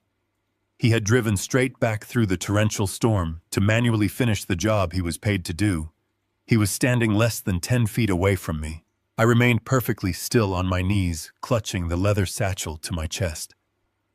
The silence was absolute, save for the roar of the storm battering the roof tiles above us. I heard the distinct metallic scrape of a lighter flipping open.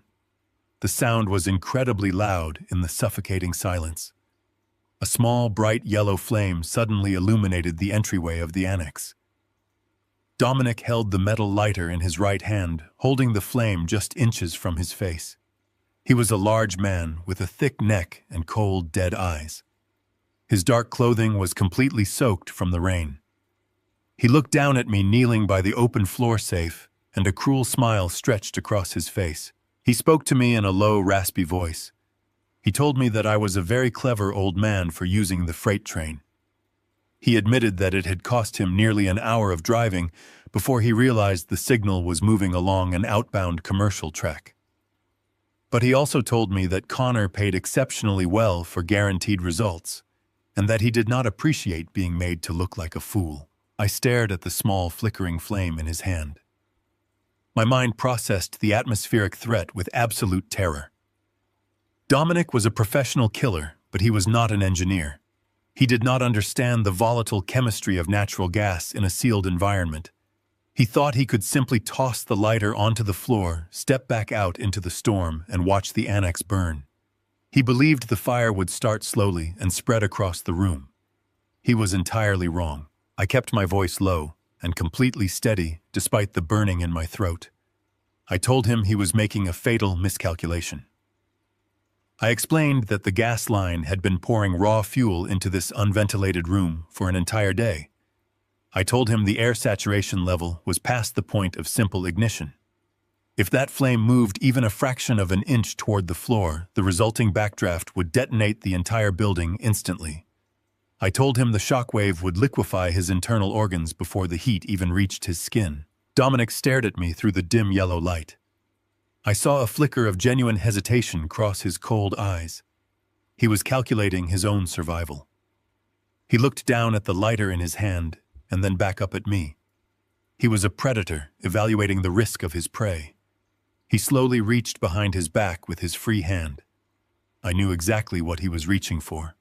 A firearm was useless in this room. The muzzle flash of a gunshot would trigger the exact same catastrophic explosion as the lighter. He was drawing a blade. He intended to kill me quietly in the dark and leave my body to be consumed by the gas without risking an immediate explosion. That brief moment of tactical hesitation was the only window of opportunity I was going to get. I did not try to stand up. My legs were too numb from the cold and the lack of oxygen. Instead, I threw my entire body weight forward, launching myself directly at his knees. I swung the heavy leather satchel filled with the dense corporate ledgers upward in a vicious arc. The brass buckle of the bag slammed with bone-crushing force directly into Dominic's wrist. He let out a sharp grunt of pain. The metal lighter flew from his grip. It tumbled through the air in slow motion, the small yellow flame twisting wildly in the dark. Time seemed to stop completely. If the open flame touched the floorboards, the gas pooled near the ground would ignite instantly. I reached out blindly with my left hand and swatted the falling lighter mid-air. The metal casing slapped against my palm, and the impact snapped the lid shut. The flame was extinguished instantly, plunging the room back into absolute pitch blackness. Dominic roared in anger and lunged forward in the dark. His heavy combat boot caught me square in the ribs. The impact drove the remaining oxygen from my lungs. I slid backward across the hardwood floor, crashing hard against the edge of the open floor safe. A searing pain radiated through my chest. I gasped for air, but only swallowed mouthfuls of toxic gas. My vision swam violently. I knew I was seconds away from completely blacking out. I heard the heavy sweeping sound of Dominic moving through the dark. He was sweeping his arms blindly, trying to find me. He was blocking the only exit. I could not fight him in a prolonged physical struggle. I grabbed the cold iron lid of the floor safe and hauled myself upward. My hands found the heavy wooden chair sitting near the old desk. I gripped the backrest tightly and hurled the entire chair across the room toward the sound of his footsteps. The chair shattered against his chest. He stumbled backward, cursing loudly. I used the distraction to push myself toward the front of the room. I felt the smooth wood of the doorframe under my hands. I grabbed the brass doorknob and twisted it violently.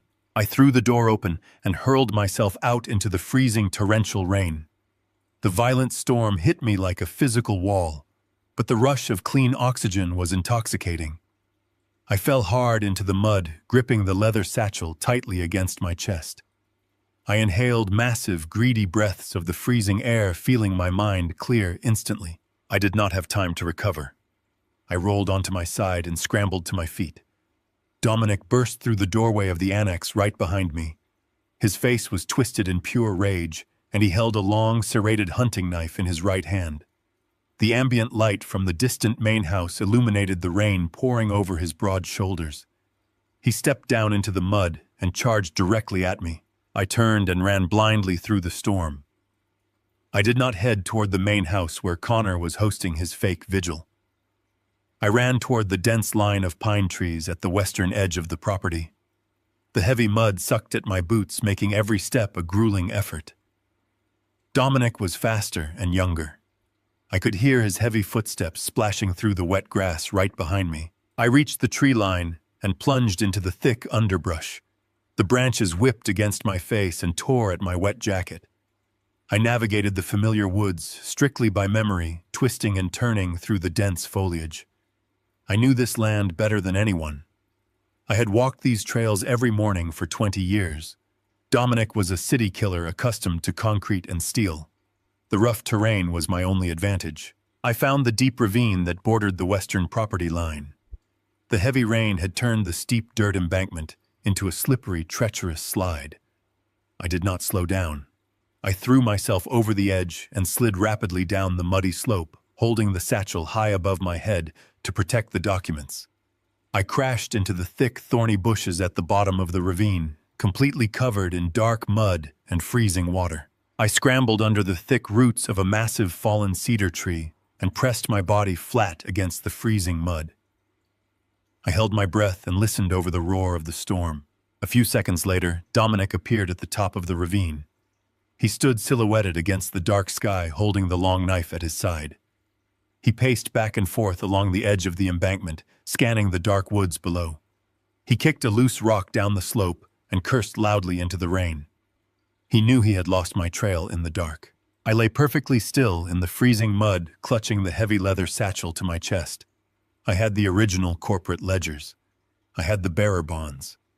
I had everything Dexter needed to completely dismantle Connor's $50 million scheme.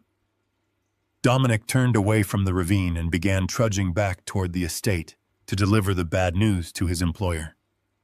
The hunt was far from over, but the balance of power had just violently shifted.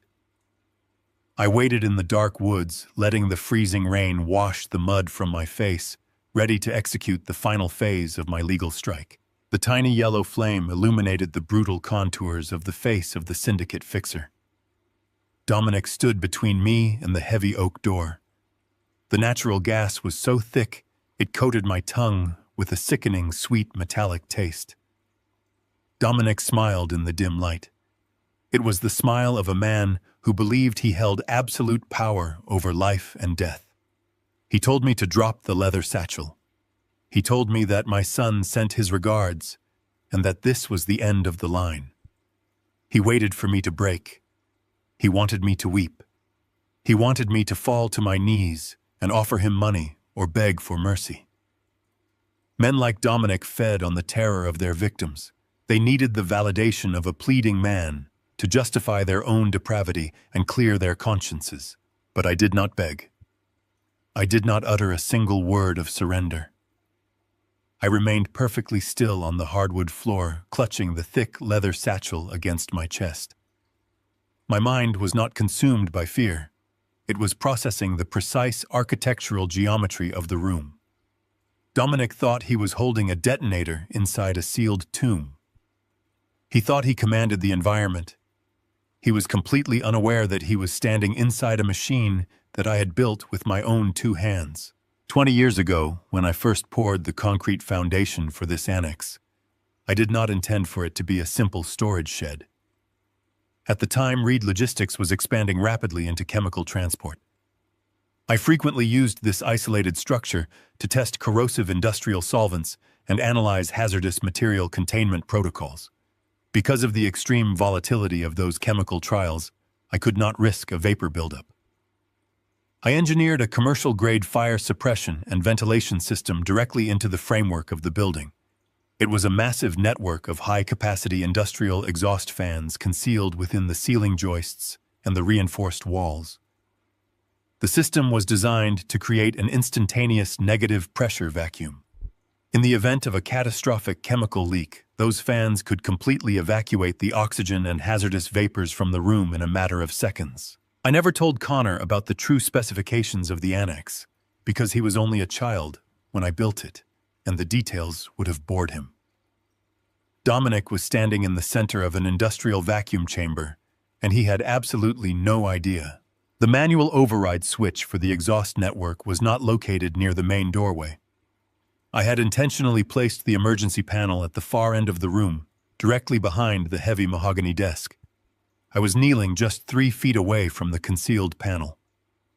Dominic took a slow, confident step forward. The small flame of his lighter flickered dangerously close to the gas-soaked air. He told me that if I did not slide the satchel across the floor, he would drop the lighter and let us both burn. I slowly rose to my feet. I kept my eyes locked on the flame. I took a deliberate step backward, retreating toward the mahogany desk. Dominic laughed a low, cruel sound. He thought I was retreating out of pure, primal terror. He thought I was pressing my back against the wall because I had nowhere else to go. I reached my free hand behind my back. My fingers slid over the smooth wooden paneling until they found the small, recessed groove. I pressed the hidden latch. The small wooden panel popped open, revealing the cold, heavy steel lever inside. I did not give Dominic a chance to speak again. I gripped the steel lever and pulled it downward with all my remaining strength. The reaction was instantaneous and violently deafening. 4 massive industrial exhaust turbines ignited inside the ceiling and the walls simultaneously. The sound was like a commercial jet engine erupting inside the small room. The floorboards vibrated violently under my boots. The system immediately generated a massive negative pressure vacuum. The thick, suffocating cloud of natural gas was violently ripped from the air. A localized hurricane whipped through the enclosed space.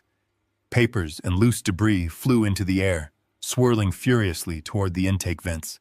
The sudden atmospheric vacuum completely starved the room of ambient oxygen. Dominic stood frozen in absolute shock. The violent rush of air hit him like a physical wall. The tiny yellow flame in his hand was instantly snuffed out. The lighter was rendered completely useless. The room was plunged back into total pitch blackness. The roaring mechanical thunder of the turbines was completely disorienting.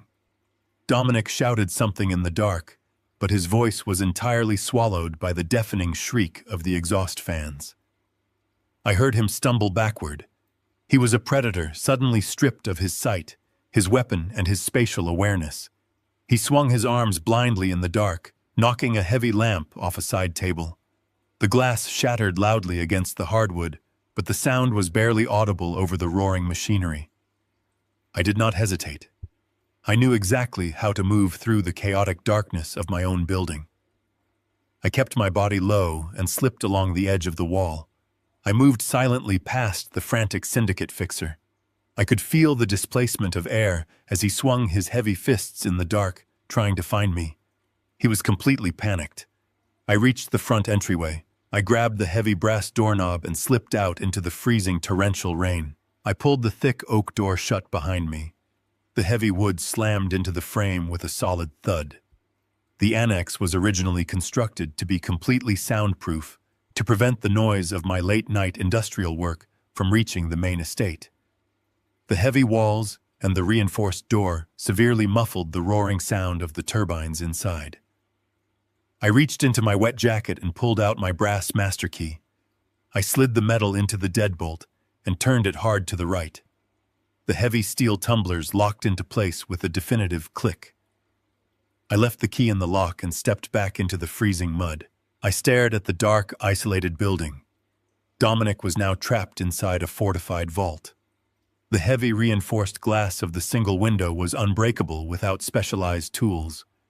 The oak door was reinforced with a solid steel core. He was locked in a pitch-black room with roaring exhaust fans stripping the air around him. The extreme negative pressure created by the ventilation system would make it physically impossible for him to push the door open from the inside, even if it was completely unlocked. He was buried alive inside an architectural fortress. The poetic justice of the situation settled over me like a calming blanket. Connor had paid this ruthless syndicate enforcer to sneak onto my property and burn my legacy to the ground. Connor was currently 50 yards away in the main house, weeping for the television cameras and praying for my safe return. He believed his hands were completely clean. But now the very man he hired to murder me was physically trapped on his estate. When the local police finished their vigil in the main house, they would eventually search the grounds. They would find the open gas valve. They would hear the muffled roar of the industrial fans. They would break open the annex, and they would find a known cartel operative locked inside holding a lighter and smelling of raw natural gas. Dominic would have no plausible explanation for being on the property. He would be holding the physical evidence of his attempted arson. The authorities would inevitably trace the fixer directly back to Connor. My son had spent months building a pristine public alibi, but he had inadvertently provided the authorities with the exact instrument of his own destruction. I stood in the freezing rain and clutched the heavy leather satchel tightly against my chest. The original bearer bonds and the foundational incorporation documents were perfectly safe. The heavy raindrops hammered against the waterproof leather, but the papers inside remained entirely untouched. I had everything I needed to completely decimate the hostile takeover. I had the absolute proof that my son was an illegitimate proxy. Connor could not sell a single asset or transfer a single dollar to the cartel without my explicit legal consent. By preserving these documents, I had effectively crippled the entire money laundering operation I had discovered in the overflow warehouse. I turned my back on the dark annex and the trapped killer inside. I walked silently through the dense line of pine trees, navigating the muddy perimeter of the estate. I had survived the gas. I had survived the fixer. I had survived the absolute betrayal of my own flesh and blood. The cold reality of the night washed over me. I was no longer a victim fleeing from a ruthless assassination plot.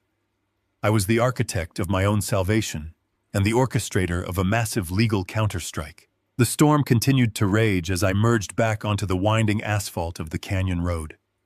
The freezing downpour washed the mud from my boots and soaked my torn clothing, but I did not feel the cold anymore. The adrenaline and the pure clarity of my mission fueled every step. I had exactly 48 hours of total invisibility before my missing person status expired, or Dominic broke his silence to the authorities. I did not intend to waste a single minute. I needed to reach the financial district before the sun came up. I needed to drop this leather satchel directly onto the mahogany desk of Marcus Dexter. The ruthless corporate lawyer was waiting for this exact package to file the federal injunction that would freeze the corporate structure of Reed Logistics. Once that injunction hit the federal courts, the syndicate would instantly realize that Connor was a massive liability. They would see that he had failed to secure the company and failed to eliminate the only man standing in their way. The cartel did not forgive failure, and they certainly did not forgive millions in lost revenue. Connor had invited wolves to our door to solve his financial problems, and now he was going to be left alone in the dark to deal with their ravenous hunger. The city lights glowed faintly in the distance, illuminating the low-hanging storm clouds. I adjusted the strap of the satchel over my shoulder and quickened my pace. The corporate empire I had built from nothing was about to become the ultimate weapon against the son who tried to steal it. I moved forward into the dark, stormy night, leaving the ruins of my family behind me. The morning sun poured through the floor-to-ceiling windows of the Reed Logistics executive suite, casting long golden shadows across the pristine corporate carpet. I stood just outside the frosted glass doors of the primary boardroom, letting the steady rhythm of my own heartbeat ground me. I was no longer the freezing, exhausted old man shivering in the mud of a canyon ravine. I had spent the last several hours washing away the grime of the rail yard and the lingering scent of natural gas. I was wearing a bespoke charcoal suit I kept specifically for monumental corporate negotiations. My silver hair was perfectly combed. My posture was rigid and unyielding. In my right hand, I gripped the heavy leather satchel containing the original bearer bonds and the unalterable foundational ledgers. Behind these frosted glass doors, my son was attempting to sell 30 years of my blood and sweat to a criminal syndicate. I took a deep breath and pushed the heavy glass doors wide open. The scene inside the boardroom was a masterpiece of corporate theater. Connor sat at the head of the massive mahogany table, looking every bit the triumphant young executive. He wore a sharp navy suit and a silk tie, perfectly arranged to project confidence and authority. Sitting along the right side of the table were three men in equally expensive suits. They looked like standard venture capitalists, but the cold, dead calculation in their eyes betrayed their true nature. They were the white-collar proxies for the cartel sent here to officially legitimize the laundering operation by purchasing my empire. Standing near the expansive corner window was Brooke. She held a chilled bottle of imported champagne and was gracefully filling crystal flutes to toast the final signature. Connor held an expensive gold fountain pen hovering just inches above the final page of the acquisition contract. My sudden entrance shattered the quiet hum of the boardroom. The heavy glass doors shut behind me with a loud, definitive thud. Brooke was the first to look up. The crystal flute in her hand slipped through her fingers and shattered violently against the polished hardwood floor. The champagne spilled across the expensive rug, but she did not even look down. All the color instantly drained from her face, leaving her looking like a terrified ghost. Her perfectly manicured facade crumbled into pure, unadulterated panic. She knew I was supposed to be dead. She knew Dominic was supposed to have reduced me to ashes in the annex explosion. Seeing me standing there perfectly alive and dressed in an immaculate suit completely short-circuited her reality. Connor slowly lifted his head from the contract. The arrogant smile plastered across his face froze, and then slowly died. His hand began to tremble so violently that he had to put the gold pen down on the table. He stared at me as if I had just crawled out of a shallow grave. For a long, agonizing moment, the entire boardroom was trapped in a suffocating silence. I walked slowly into the room. My leather shoes made no sound on the thick carpet. I did not break eye contact with my son. I let him feel the full, crushing weight of my presence. The cartel lawyers shifted uncomfortably in their expensive leather chairs, looking back and forth between Connor and me. They did not know who I was, but they recognized the absolute terror radiating from the man they were about to do business with. Connor desperately tried to recover his composure. He stood up from his leather chair and forced a sickly, artificial smile onto his face. He looked at the cartel proxies and told them there was a slight misunderstanding. He referred to me as his poor, sick father. He told them I was suffering from severe dementia and had wandered away from home during the storm. He raised his voice and called out to his assistant in the hallway, demanding that security come and escort me to a medical facility. He was trying to play the tragic son role again, trying to invalidate my presence by branding me as a confused invalid. I stopped at the opposite end of the mahogany table. I placed the heavy leather satchel directly onto the polished wood. The sound echoed sharply through the quiet room. I looked directly at the three men sitting on the right side of the table.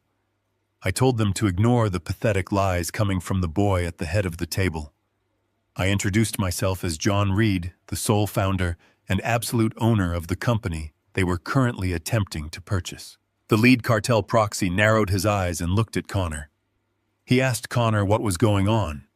He stated that Connor had guaranteed them that the company was a sole proprietorship under his exclusive control. The proxy demanded to know why a supposedly incapacitated man was standing in the boardroom making ownership claims. Connor began to sweat profusely. A thick bead of moisture rolled down his temple. He stammered and pointed a trembling finger at me. He told the buyers that my mind was completely gone. He claimed he held the absolute legal proxy and that my presence here was just a sad medical episode.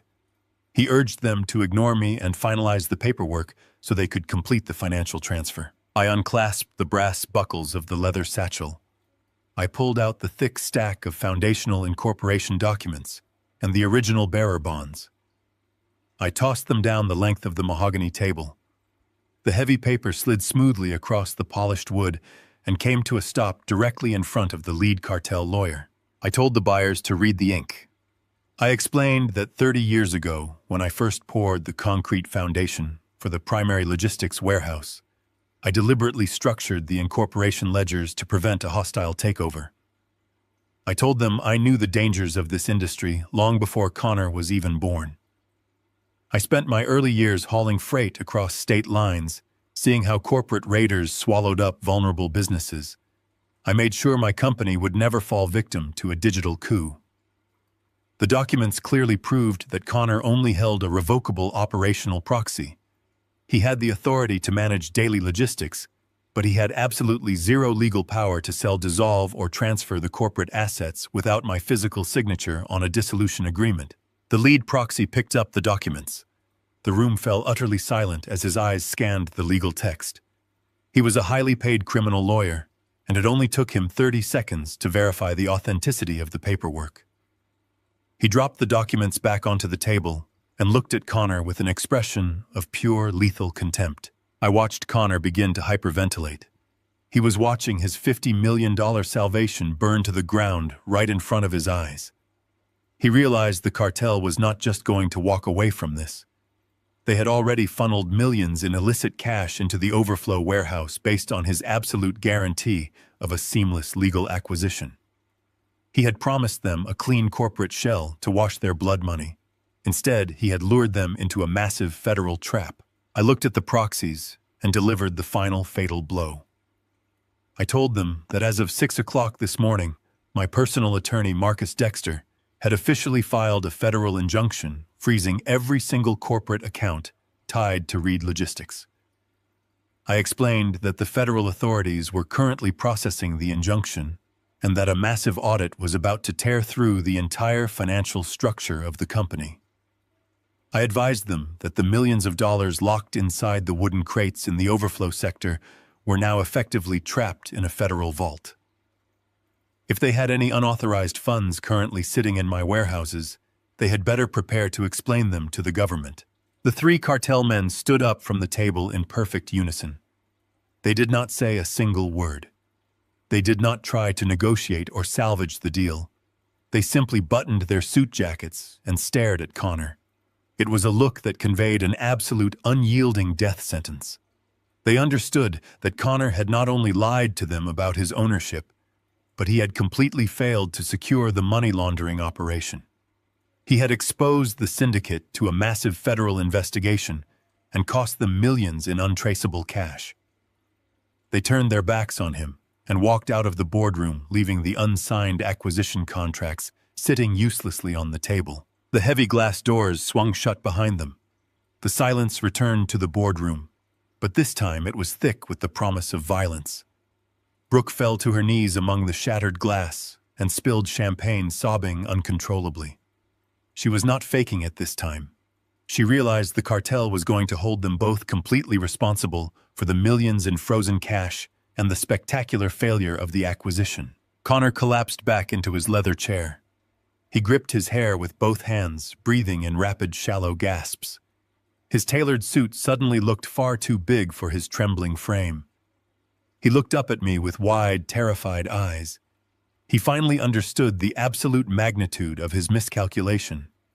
He had tried to play a game of lethal corporate espionage with a man who had built an empire out of dirt and steel. I did not feel a single ounce of pity for the boy sitting at the head of the table.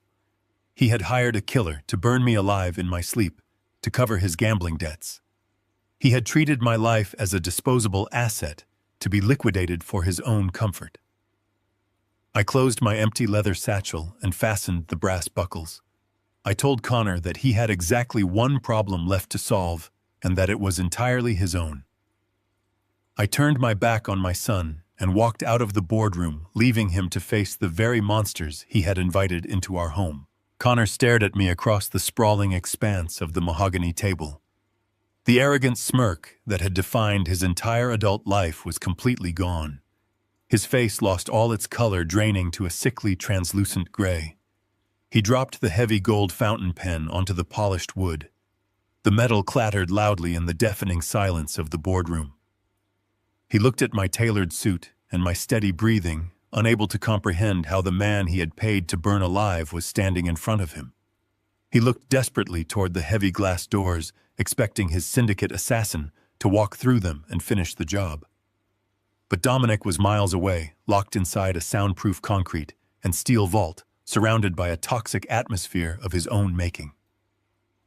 No one was coming to save my son. Connor placed both hands flat on the table and tried to push himself up from his leather chair. His knees shook so violently that he immediately fell back down. He turned his desperate, panic-stricken eyes toward the three men seated to his right. These were the cartel proxies. They were men who dealt exclusively in guaranteed results and seamless financial transactions. Connor forced a shrill, trembling laugh from his throat. He pointed a shaking finger at me and told the three men that I was terribly unwell. He stammered over his words, claiming that I was suffering from severe advanced dementia, and that my presence in the boardroom was a tragic medical episode. He begged them to ignore me and finalize the acquisition paperwork. He called out to his wife, demanding that Brooke contact building security to have me safely escorted to a psychiatric facility. Brooke did not move. She remained frozen near the corner window, staring at the shattered crystal champagne flute near her feet.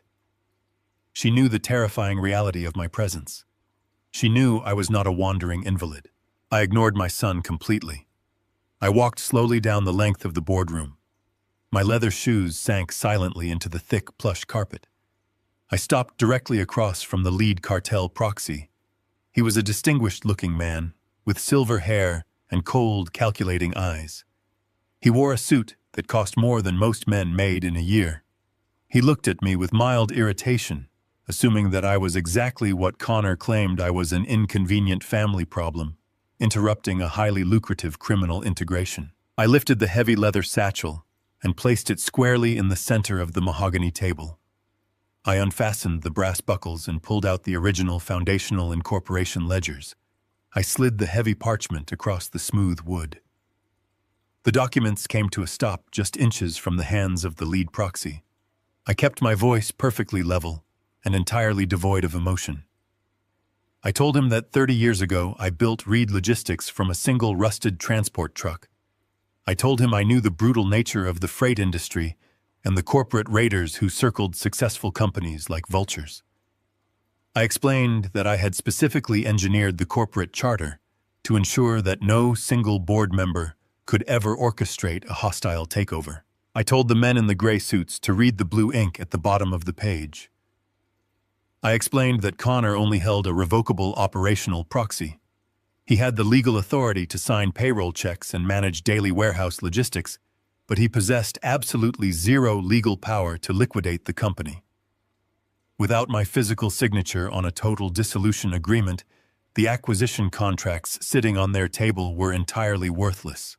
The sale was completely legally invalid. The lead proxy narrowed his cold eyes. He picked up the heavy parchment and scanned the legal text. He was a professional. It only took him 20 seconds to realize that the documents were perfectly authentic and legally binding. He dropped the paper back onto the table and turned his head slowly to look at Connor. The temperature in the room dropped instantly. The mild irritation in the eyes of the cartel buyers vanished, replaced by a sharp, lethal focus. Connor had guaranteed them a clean, undisputed corporate shell. He had lied to them. Connor began to hyperventilate. He clutched the edge of the table and pleaded with the buyers. He promised them he could fix the paperwork. He swore that he would have me legally declared incompetent by a judge before the end of the week. He begged them to leave the millions of dollars in the overflow warehouse while he sorted out the legal technicalities. I reached back into the leather satchel. I told the proxies that an invalid corporate charter was the absolute least of their current problems. I pulled out a thick spiral-bound document. It was the comprehensive forensic audit prepared by Marcus Dexter just hours earlier. It bore the official seal of his law firm and the digital timestamp of a federal court filing. I threw the heavy audit onto the table. It landed with a heavy, definitive thud. I looked directly at the lead buyer and told him I knew exactly who he represented. I told him I had personally visited the overflow sector of my primary warehouse the previous night. I detailed the specific unmarked reinforced wooden crates stacked in the dark corners of the building. I described the heavy steel shipping bands and the vacuum-sealed moisture barriers holding millions of dollars in non-sequential street currency. I explained how Connor had systematically disabled the automated optical scanning lasers on the primary conveyor belts. I told them I knew Connor was manually routing their illicit cartel cash through decommissioned service corridors to bypass the digital regulatory network and wash the money clean through transit revenue logs. The three cartel proxies sat perfectly still. They did not reach for the audit. Their eyes remained locked on my face. They were no longer businessmen finalizing an acquisition. They were syndicate operatives realizing they had walked blindly into a massive, catastrophic exposure. I did not stop there. I told the lead proxy to open the audit to page 42. I explained that Marcus Dexter was the most ruthless and meticulous financial litigator in the city. I told them Dexter had spent the entire morning tracking the exact flow of the laundered money from the warehouse loading docks to the offshore shell accounts Connor had established. I told them Dexter had found a massive glaring discrepancy in the numbers. I watched Connor physically shrink into his leather chair. He wrapped his arms around his stomach as if he were going to be violently ill. I explained to the cartel proxies that Connor was not just washing their money for a standard processing fee. I told them Connor was actively skimming massive percentages right off the top of their unlogged cash deliveries. I detailed the exact routing numbers Connor used to siphon their money into a private domestic holding account. I told them exactly what he was using their stolen money to purchase. I revealed the massive $50 million hazard insurance policy Connor had taken out on my life. I explained that my son was so desperate to secure his own position within their syndicate that he was secretly stealing their money to finance the assassination of his own father. The silence in the boardroom was absolute. The ticking of the antique grandfather clock in the corner of the room sounded like a hammer striking an anvil. The three cartel men slowly turned their heads to look at Connor. They did not yell. They did not make a single threatening gesture. The profound emptiness in their expressions was far more terrifying than any physical violence. They were looking at a man who was already dead. Connor had not only failed to secure the legitimate business acquisition, but he had actively stolen from one of the most ruthless criminal syndicates on the continent to cover his own incompetence. I delivered the final devastating blow. I told the proxies that they could not simply drive back to the warehouse and recover their cash. I informed them that as of 6 o'clock this morning, Marcus Dexter had formally filed a federal injunction utilizing the data in that exact audit. I explained that the federal authorities had completely frozen every single corporate and personal account tied to Reed Logistics. The warehouses were currently being locked down by federal agents. The millions of dollars sitting in the overflow sector were now effectively trapped inside a government vault. I told them their money was gone. I told them their acquisition was dead.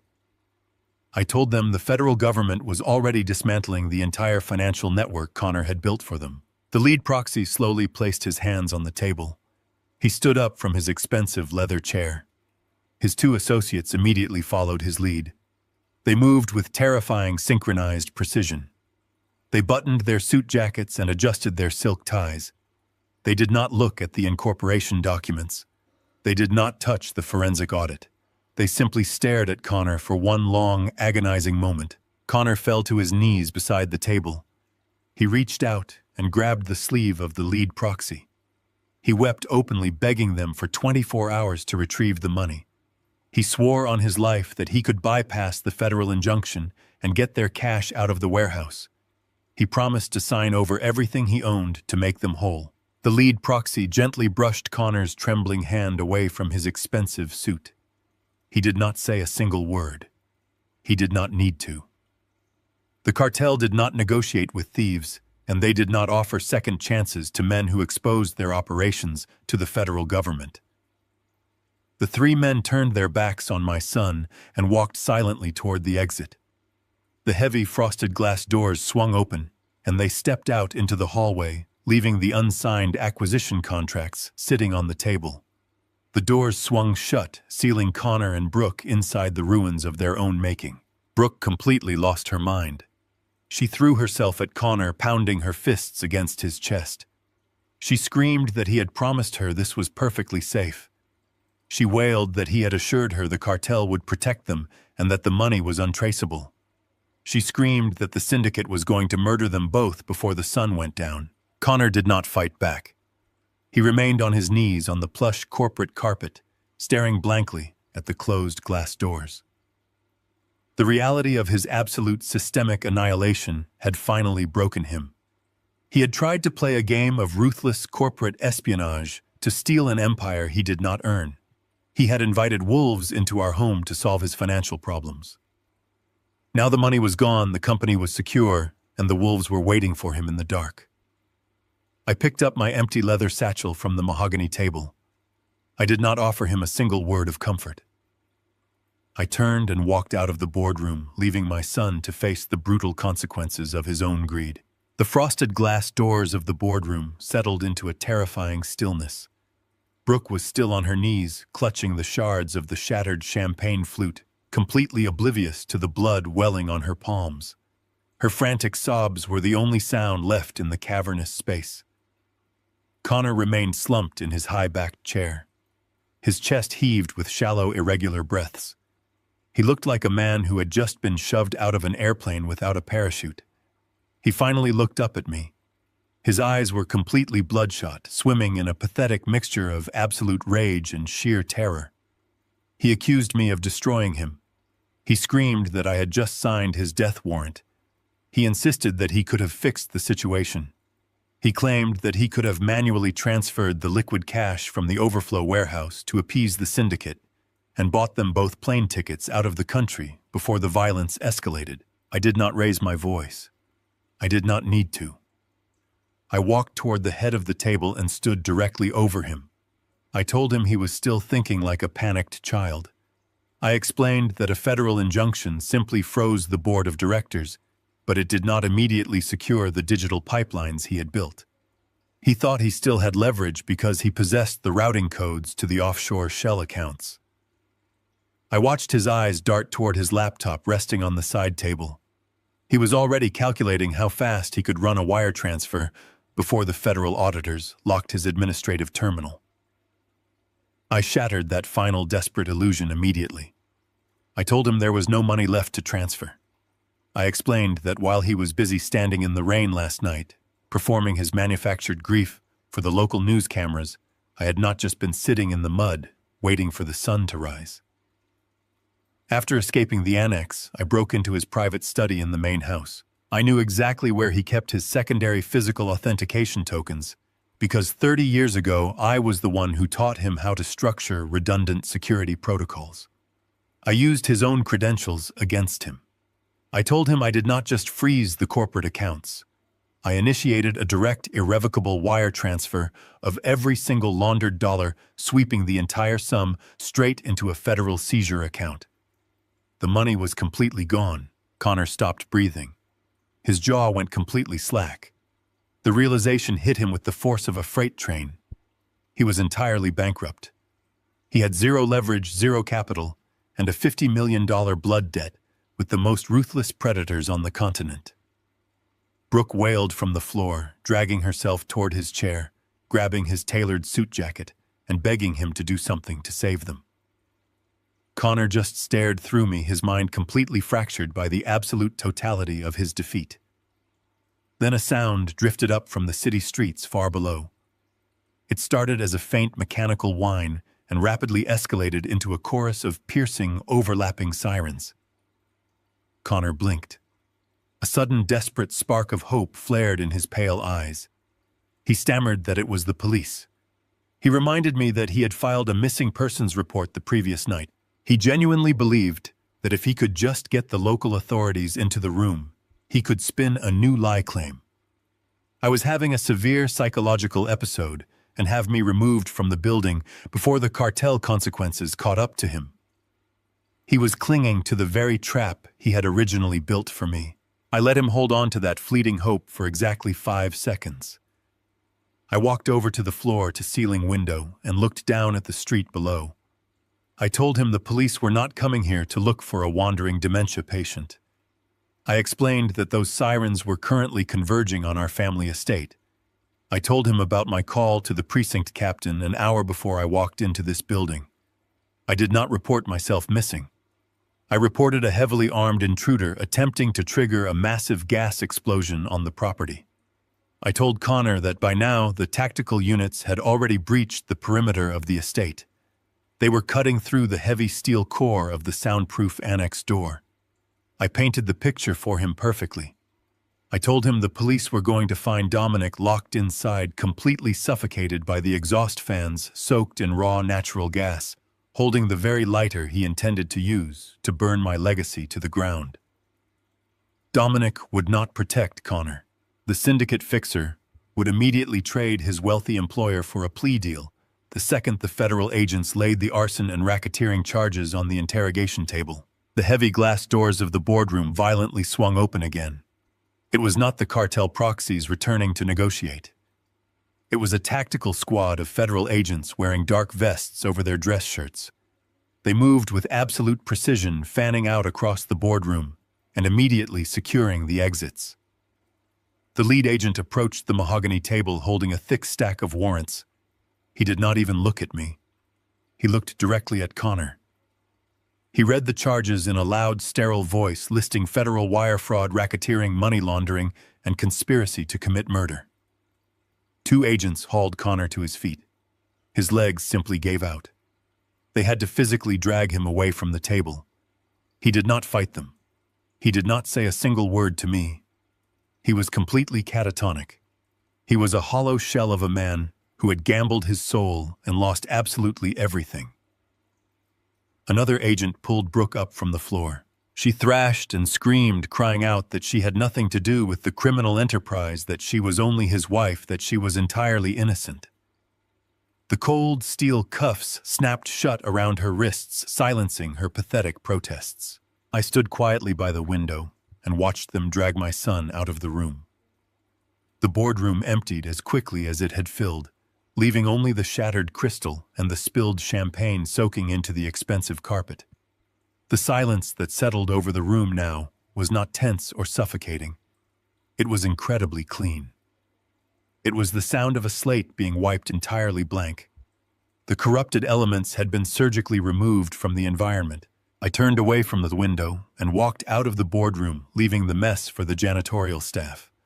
I walked down the long, familiar corridor toward the executive wing. My employees stood near their cubicles watching me with wide, shocked eyes. They had seen the federal agents. They had seen the arrest.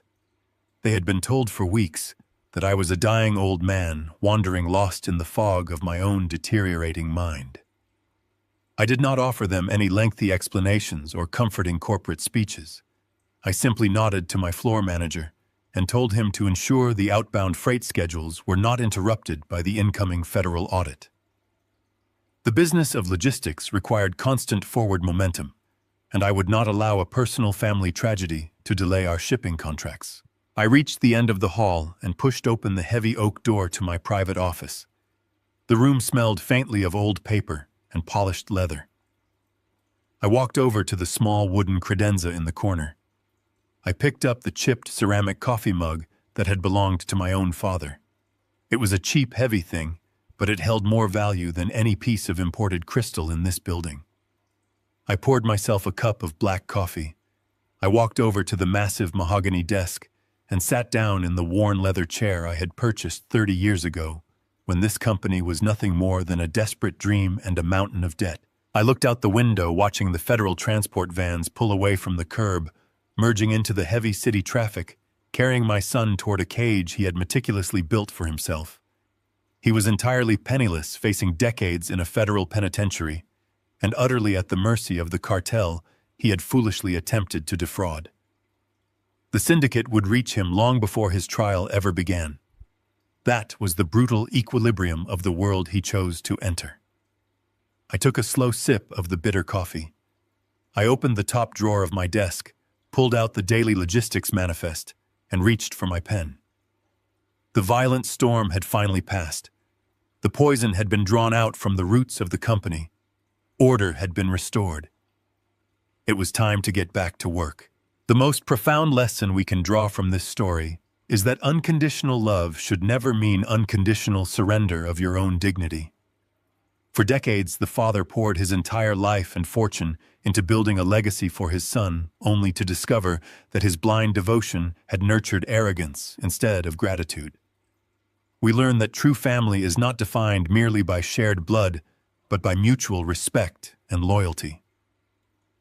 Sometimes the greatest act of love and self-preservation is having the courage to walk away and let toxic people face the brutal consequences of their own actions. If this story resonated with you, please share your thoughts in the comments below and subscribe to our channel for more powerful life lessons.